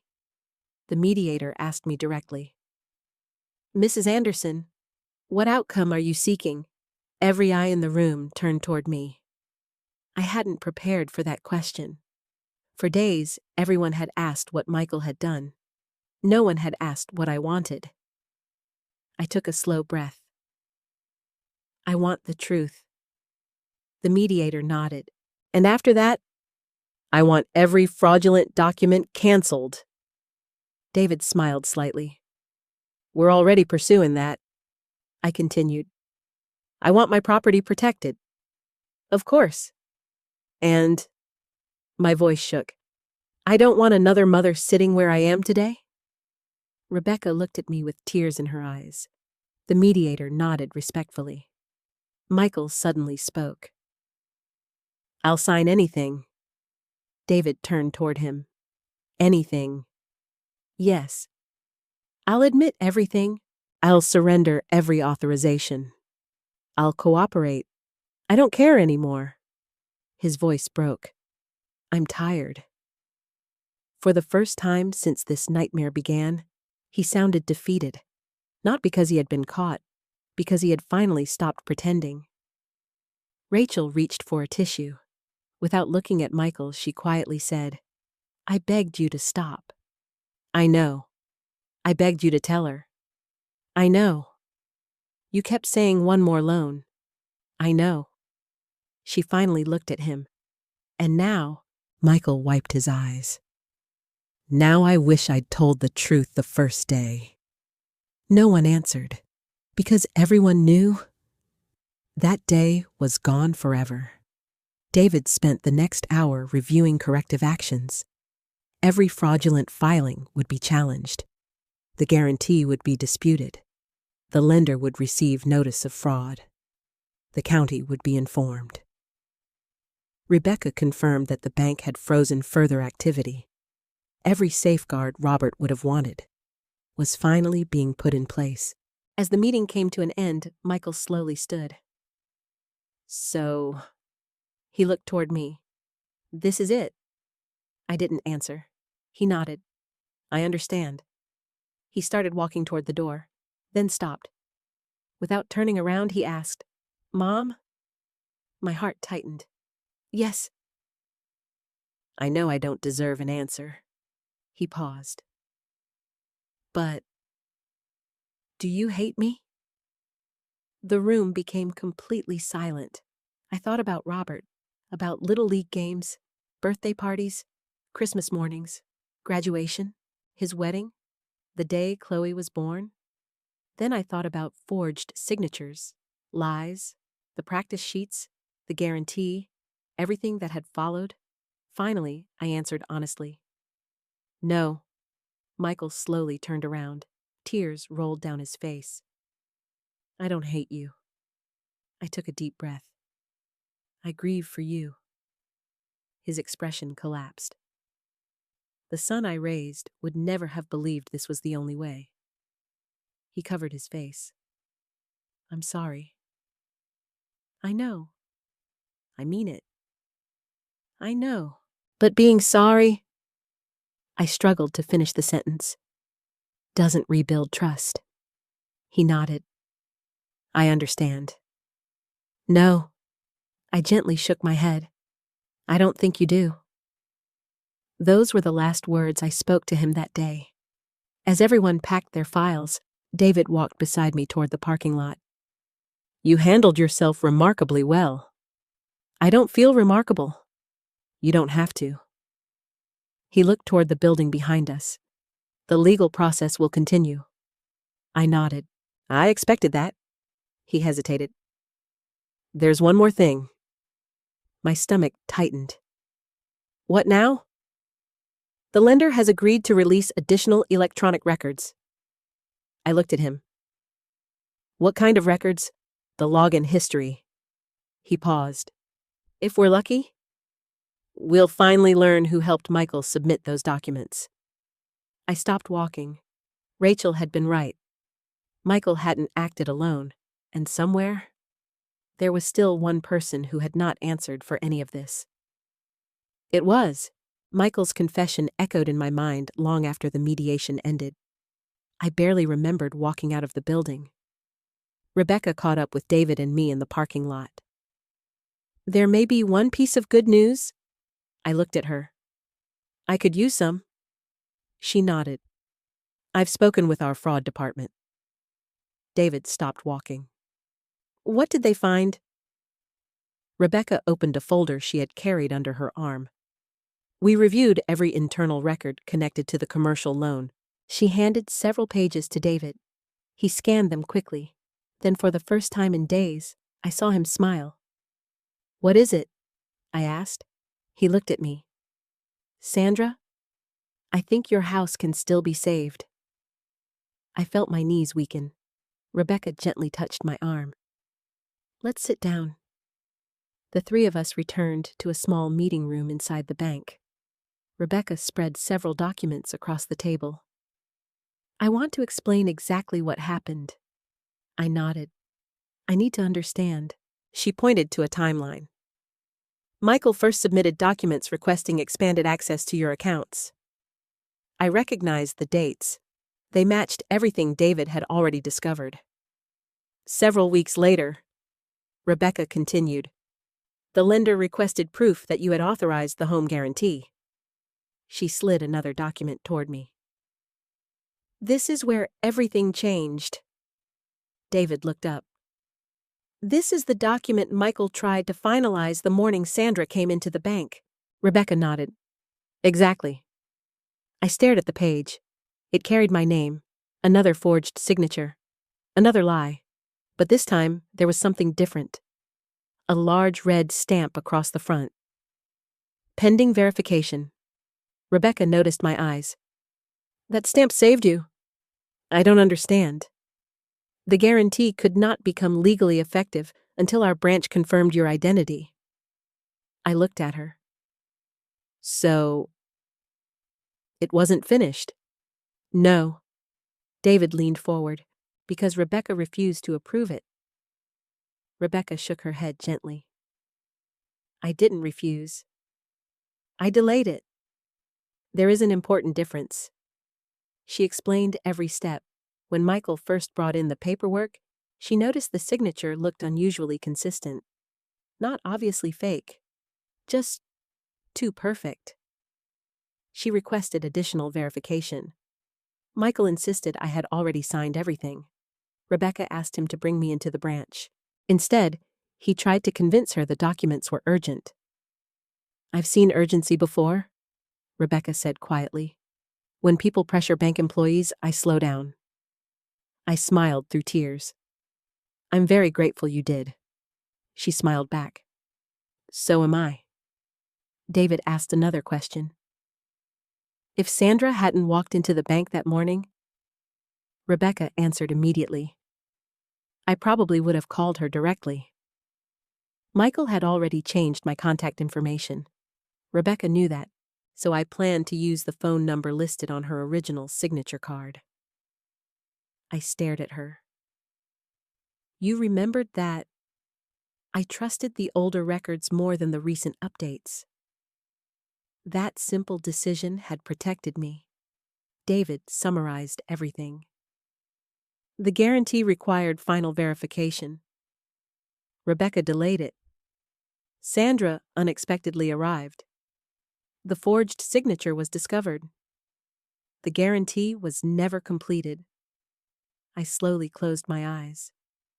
Robert's house. Our home. The place we had worked 43 years to own. It had come within inches of disappearing. Rebecca quietly added, "I've replayed that morning in my head many times." "Why?" "Because if you had arrived 10 minutes later..." She didn't finish the sentence. She didn't have to. I understood. 10 minutes. That was all that had separated me from losing everything. David reviewed another document. "The lender has officially suspended enforcement while the fraud investigation continues." "What does that mean?" I asked. "It means no foreclosure. No collection action. No seizure of your property. Not while fraud is being investigated." For the first time in weeks, I felt like I could breathe. Tears rolled down my face again. I thought Robert failed me. Both Rebecca and David looked surprised. I kept thinking, he spent his whole life protecting this family. And somehow, I still lost everything. I shook my head. But he didn't fail. Rebecca smiled warmly. "No. He taught you to save. He taught you to keep records. He taught you to ask questions. And because of those records," she looked toward David, "we could prove what happened." David nodded. "Robert protected you. He just couldn't predict who would threaten you." Those words stayed with me. Robert hadn't failed. Neither had I. Someone else had made terrible choices. That mattered. Before leaving, Rebecca handed me another envelope. "What's this? Copies?" I laughed softly. "Copies? Every document connected to your accounts." She smiled. "You told me once your husband believed in keeping paper records." I smiled for the first time in what felt like forever. He certainly did. "Then these belong with you." I carefully placed the envelope inside Robert's old canvas bag. This time, nothing would leave my house without a copy. As David and I walked toward the parking lot again, he stopped. "There's one final update." I looked at him. The electronic login records arrived. My stomach tightened. Did they identify the person Rachel mentioned? They identified every device. And David handed me a printed report. The forged applications came from Michael's laptop. "I expected that." "Yes." He pointed farther down the page. But several documents were uploaded from another computer. I looked at the address. It belonged to a small document preparation business nearly 50 miles away. "Who's that?" David folded the report. "We're still investigating." "So Rachel was right." "Yes." Michael didn't create every document alone. I looked toward the sky. Clouds were finally beginning to break. Sunlight touched the parking lot for the first time all afternoon. I whispered, "I don't care who helped him anymore." David looked at me. "I care about one thing." "What?" "Making sure no one can ever do this to another family." He nodded. "So do I." As I climbed into my car, my phone buzzed. It wasn't Michael. It wasn't Rachel. It was Chloe, my 15-year-old granddaughter. The message contained only one sentence. "Grandma, can I come see you?" I don't understand what's happening to our family. I stared at the screen. The legal battle was finally beginning to move toward justice. But another battle, the one for my family, was only beginning. I read Chloe's text 3 times before answering. "Of course. Come anytime," she replied almost immediately. "Can I come after school? I'll be waiting." The rest of the afternoon felt strangely quiet. For the first time in weeks, there were no meetings, no lawyers, no bank documents, no signatures to compare, only silence. As I sat in Robert's old recliner, I looked around the living room. Every photograph reminded me of a different version of our family. Michael, at 6 years old, missing his front teeth. Michael graduating from high school. Michael standing beside Rachel on their wedding day. Michael holding baby Chloe with tears in his eyes. Those photographs weren't lies. They were real moments, which somehow made everything even more painful. At exactly 4 o'clock, I heard a car door. A moment later, came a gentle knock. When I opened the door, Chloe stood there with her backpack hanging from one shoulder. She looked so much like her father had at 15 that my heart almost broke. Without saying a word, she wrapped her arms around me. I hugged her tightly. Neither of us spoke for nearly a minute. Finally, she whispered, "I'm scared." "I know." "I don't understand what's happening." "I know." We sat together at the kitchen table. The same table where Robert and I had spent decades eating dinner. She stared at her hands. "Dad won't tell me anything." "What has he said?" "He just keeps saying everything will be okay." She looked at me. "But it doesn't feel okay." "No," I answered honestly. "It doesn't." She took a deep breath. "Mom cries a lot now." I reached across the table. "She's been carrying a heavy burden." "I know." Chloe looked older than 15 in that moment. "I heard them arguing for months." My heart tightened. "You did." She nodded. "I couldn't hear every word." "But I heard your name." She hesitated. "And money." I sighed quietly. "I'm sorry you had to hear that." She looked at me with tears in her eyes. "Is Dad going to prison?" Children have a way of asking the hardest questions. I didn't want to lie, but I also couldn't promise something I didn't know. "I don't know." She nodded slowly. "I figured." After a long silence, she asked another question. "Are you mad at me?" I blinked. "What?" She looked down. "I'm his daughter." My heart shattered. I walked around the table and knelt beside her. "Look at me." She slowly raised her eyes.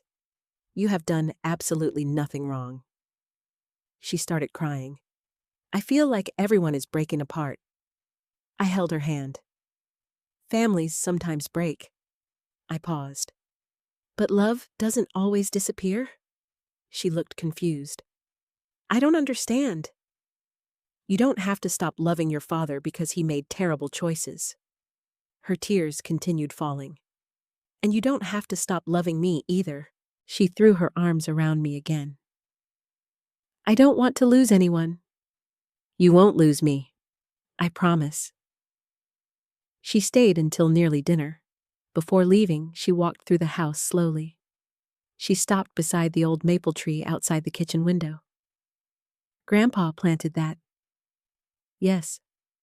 Dad told me. I smiled. He was 10 years old. She laughed softly. He always tells that story. For a moment, it felt almost normal. After Chloe left the house, became quiet again. But this time, the silence didn't feel empty. It felt hopeful. The next morning, David called. I have updates. I figured you would. The document service company cooperated. I waited. They admitted preparing paperwork. But they insist they believed every signature was genuine. So they weren't helping Michael commit fraud. No evidence of that. He explained that Michael had presented himself as someone legally authorized to act for me. The company had simply prepared documents using the information he supplied.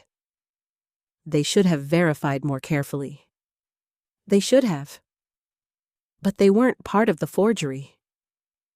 One mystery had finally been solved.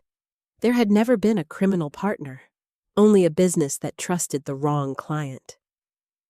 David continued. We're close to resolving everything. What happens now? The criminal investigation continues. The civil issues are nearly settled. And the house, safe. The single word made me smile. Thank you. No, he answered warmly. You should thank Rebecca. I already have. I'll thank her again. Later that week, I met Rebecca for coffee. Not at the bank, just two women sharing a quiet afternoon. She smiled when she saw me. You look different. I feel different. In a good way. I think so. She stirred her coffee. I've been doing this job for 22 years. I know. I've seen many cases. She looked out the window. But not many end before someone loses everything. I reached across the table. You saved my home. She gently shook her head. I followed procedure. No, I smiled. You followed your conscience. She laughed softly. Maybe. Then she became serious. Promise me something. What? If anyone ever asks you to sign papers again, I laughed. I'll read every word. Good. And I'll keep copies. She smiled. Robert would be proud. That evening, another letter arrived. Not from David, not from the court, from Rachel. Inside was a simple handwritten note. Sandra, thank you for showing Chloe that she doesn't have to choose between loving her father and loving the truth. I'm filing for legal separation tomorrow. That isn't because I stopped loving Michael. It's because I can no longer protect him from the consequences of his own choices. For the first time in a long time, I think honesty has a chance to heal what's left of our family. Love, Rachel. I folded the letter carefully. Rachel had finally chosen peace over fear. I respected her for that. A week later, the court approved the agreement David had negotiated. Every fraudulent authorization was canceled. Every forged document was declared invalid. Every lien connected to my home was removed. The guarantee was void. My accounts belonged only to me again. When David handed me the final paperwork, he smiled. Congratulations. It doesn't feel like winning. No. He agreed. It rarely does. As I walked out of the courthouse, I looked up at the bright blue sky. The legal battle was over. But one question remained inside my heart. Could a family ever truly heal after trust had been broken so completely? The first Saturday after everything was finalized, I woke before sunrise. For weeks I had been waking because of fear. That morning, I woke because the house was quiet, not empty. Peaceful. I walked onto the back porch, carrying the same coffee mug Robert had given me on our 20th anniversary. The maple tree swayed gently in the morning breeze. I smiled. You made it, I whispered. I wasn't talking to the tree. I was talking to Robert. For the first time since he died, I felt as though I had finally kept the promise I made at his graveside. I had protected the home we built together. The following Monday, Rebecca called. "I have an idea." "I'm listening." "Our bank hosts community education programs." "I didn't know that." "Most people don't." She laughed softly. "We usually teach budgeting and retirement planning." She paused. "But after everything you've been through, I think people need to hear your story." I didn't answer right away. "My story?" "Yes. I've never spoken in public." "You taught children for 35 years." She smiled through the phone. "I think you'll be just fine." I laughed. Teaching second graders is very different from speaking to adults. "Not really. They both need someone they can trust." Her words stayed with me all day. A week later, I stood in the community room of First Community Bank. Nearly 30 people had gathered. Most were close to my age. Some sat holding notebooks. Others simply listened quietly. Rebecca introduced me. "This is Sandra Anderson. She isn't here because she's a financial expert. She's here because experience can sometimes teach lessons that books cannot." Everyone applauded politely. I walked to the front of the room. My hands trembled. Then I remembered standing in front of classrooms filled with 7-year-olds. If I could survive 25 energetic second graders, I could survive this. I smiled. "My name is Sandra. I'm 68 years old." And I almost lost everything because I trusted someone without asking enough questions. The room became completely silent. For the next hour, I told my story. Not every painful detail, just the important ones. I talked about grief, about loneliness, about how easy it is to accept help when your heart is hurting. I explained how control isn't usually taken overnight. It happens slowly. One favor, one signature, one decision. Until one day, you realize someone else is living your life for you. When I finished, people lined up to speak with me. One elderly gentleman quietly admitted his grandson had recently asked to be added to every bank account. A widow confessed she had been signing documents without reading them.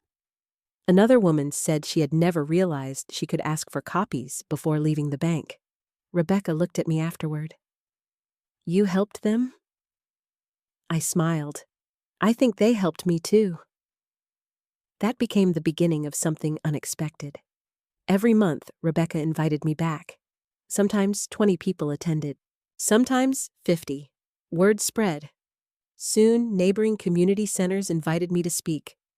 I wasn't giving legal advice. I simply shared my experience. I always ended with the same 5 sentences. Read every document, keep copies, ask questions, protect your independence. Never confuse love with unquestioning trust. People wrote them down every single time. One afternoon, after another presentation, an older woman hugged me. She cried as she thanked me. "My son wanted me to sign papers last month." "What did you do?" "I asked to take them home first." She smiled. "He suddenly said they weren't important anymore." A chill ran through me. Maybe, just maybe, one family had been spared because of my story. That thought made every painful memory feel worthwhile. Life slowly found a new rhythm. I planted flowers again. I joined a senior book club. Linda and I started walking every Tuesday morning. The house no longer felt haunted by fear. It felt lived in again. Rachel officially moved into a small townhouse across town with Chloe. She called me every Sunday, not to discuss court, not to discuss Michael, just to talk. Sometimes we laughed, sometimes we cried. Mostly, we healed. Chloe visited almost every weekend. She helped me bake cookies. We watched old movies. She loved hearing stories about Robert. One afternoon, she asked, "Grandma, yes. Do you think Dad can ever become the person he used to be? I thought carefully before answering. I don't think people go backward. She looked confused. They go forward. If they choose to. She nodded slowly. So, he has to decide. Exactly. Several months passed before I heard anything about Michael. David called one afternoon. I thought you'd want to know. Know what? Your son voluntarily entered a financial recovery and gambling treatment program? I closed my eyes. He did, yes. He also accepted responsibility under the final legal agreement. So, no trial, no appeals, no attempts to blame anyone else. I quietly thanked God, not because the pain had disappeared, because accountability had finally begun. Later that evening, I walked into Robert's old study. His blue notebook still rested in the top drawer. Beside it sat the first presentation notes Rebecca had encouraged me to write. I smiled. Robert had spent his life teaching me how to protect a family. Now, somehow, I had begun helping protect other families too. As the sun set outside my window, my phone buzzed. A calendar reminder Rebecca had created for me months earlier. Community seminar. Tomorrow, 10 a.m. I smiled. Once upon a time, I believed retirement meant slowing down. Instead, at nearly 70 years old, life had quietly given me a new purpose, and for the first time in a very long while, that purpose felt stronger than the pain. Almost a year passed before I heard directly from Michael again. Not through David, not through Rachel, not through the court, through the mail. It was a plain white envelope, no return address, just my name, Sandra Anderson. This time, I looked carefully at the handwriting. It wasn't trying to imitate mine. It was shaky, uneven, honest. I carried the letter into the kitchen. For several minutes, I simply stared at it. Part of me wanted to throw it away. Another part wanted answers I knew might never come. Finally, I opened it. Inside was a single sheet of lined paper. The first sentence caught me by surprise. Mom, this is the first letter I've written without asking anyone to believe a lie. I kept reading. I'm 6 months into treatment now. Not because the court ordered it, because I finally admitted I couldn't fix myself alone. I paused. That sounded different, not defensive, not manipulative, just tired. The letter continued. Every week, they ask us to tell the truth about the worst thing we've ever done. For months, I kept saying gambling. Then I realized gambling wasn't the worst thing. The worst thing was looking into my mother's eyes while convincing myself I was protecting her. Tears blurred the words. I took a deep breath and continued. I kept telling myself I was borrowing. I kept telling myself I'd pay everything back before you noticed. Those lies became easier to believe than admitting I had failed. Somewhere along the way, I stopped seeing you as my mother. I started seeing you as the solution to my problems. I closed my eyes. Those words hurt, but they were honest. For the first time in a very long time. Michael wasn't trying to excuse himself. He wasn't blaming stress, or debt, or me. He kept writing. Dad spent his whole life teaching me responsibility. I spent 1 year destroying everything he built. That truth follows me every day. I looked toward Robert's photograph sitting on the bookshelf. I wondered what he would have said. Probably very little. Robert believed actions mattered more than speeches. The letter continued. I don't expect forgiveness. I don't deserve it. I'm not writing because I want money. I'm not writing because I want you to change your mind about anything. I'm writing because for the first time in my life, I'm trying to become An honest man. I noticed something then. There wasn't a single request anywhere in the letter. No favors, no explanations, no manipulation, only responsibility. The final paragraph read, "If one day you can think of me without feeling pain, that will be more than I deserve. If that day never comes, I understand. Thank you for stopping me before I became someone even worse. I love you. Michael." I folded the letter carefully, then unfolded it again. I read it a second time, then a third. Not because I doubted the words, because I was trying to understand my own heart. People often imagine forgiveness as one dramatic moment. It isn't. At least it wasn't for me. Forgiveness looked like sitting alone in a quiet kitchen, holding a letter, remembering two different versions of the same person. The little boy who brought me dandelions every spring. The grown man who forged my name. Both were real. Neither erased the other. Later that afternoon, Chloe stopped by. She immediately noticed the letter on the table. "From Dad?" I nodded. "Did you read it?" "Yes." She looked nervous. "Was it bad?" "No." "It was honest." She smiled. "I think he's trying." "So do I." She hesitated. "Will you write back?" I looked out the kitchen window. The maple tree was taller than ever. Its branches stretched across half the yard now. Just like families. Trees carried scars too. Storms broke branches. Lightning left marks. Yet somehow, they still grew. "I don't know," I answered truthfully. "Not yet." She nodded. "I understand." A few weeks later, I placed Michael's letter inside Robert's blue notebook. Not because I wanted to hide it, because that notebook had become the story of our family. Robert's careful planning. My mistakes. My lessons. Michael's confession. Everything together. One afternoon, Rebecca visited after one of our financial safety workshops. She noticed the notebook. "You still keep everything." I smiled. "I always will." She laughed. "I think you've converted half the county into paper record believers." "I hope so." Before leaving, she hugged me.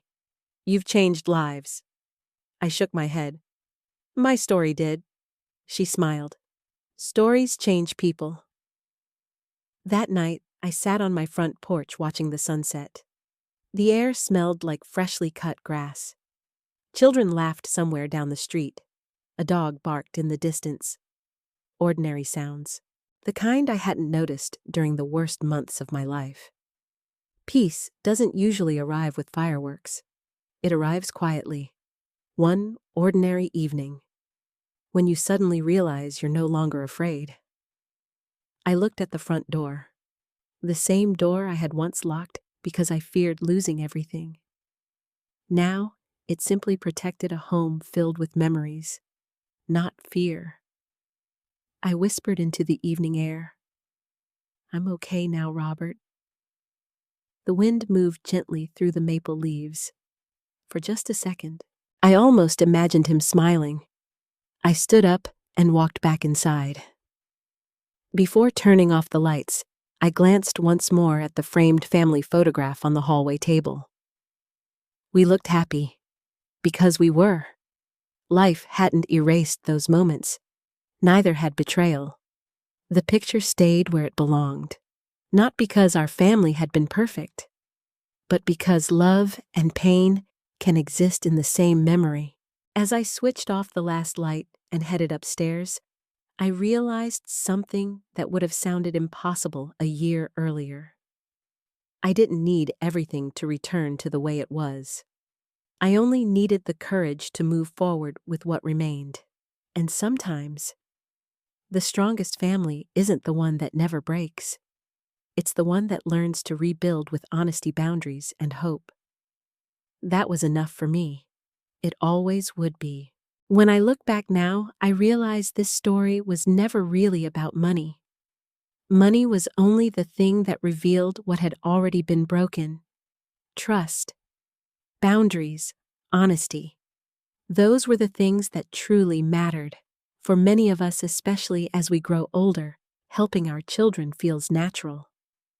We want to make their lives easier. We want to believe that love alone will always keep us safe. But love should never require us to surrender our judgment. It's okay to ask questions. It's okay to read every document. It's okay to say, I need more time. And it's okay to tell the people we love no. Because healthy love respects boundaries. Real love never asks us to give away our independence. I also learned something about forgiveness. Forgiveness isn't pretending the hurt never happened. It isn't canceling consequences. It isn't forgetting. Forgiveness is choosing not to let bitterness become the final chapter of your life. Some relationships heal completely. Others never return to what they once were. Both outcomes are part of life. What matters most is protecting your peace while leaving room for people to become better if they truly choose to. If my story helps even one person avoid signing a paper, they don't understand. If it encourages one family to have an honest conversation, if it reminds one parent that their voice still matters, then every painful moment I lived through has found a purpose. Thank you for walking this journey with me. If this story touched your heart, I'd truly love to hear from you. Have you ever had to choose between protecting yourself and protecting someone you love? What would you have done if you had been sitting in my chair at that bank? Please share your thoughts in the comments. I read as many of them as I can because your stories matter too. And before you go, don't forget to like this video if it meant something to you. Subscribe for more heartfelt family stories and let me know where you're watching from and what time it is where you are. It always amazes me to see this wonderful community connecting from all around the world. Take care of yourselves and never be afraid to protect both your heart and your future.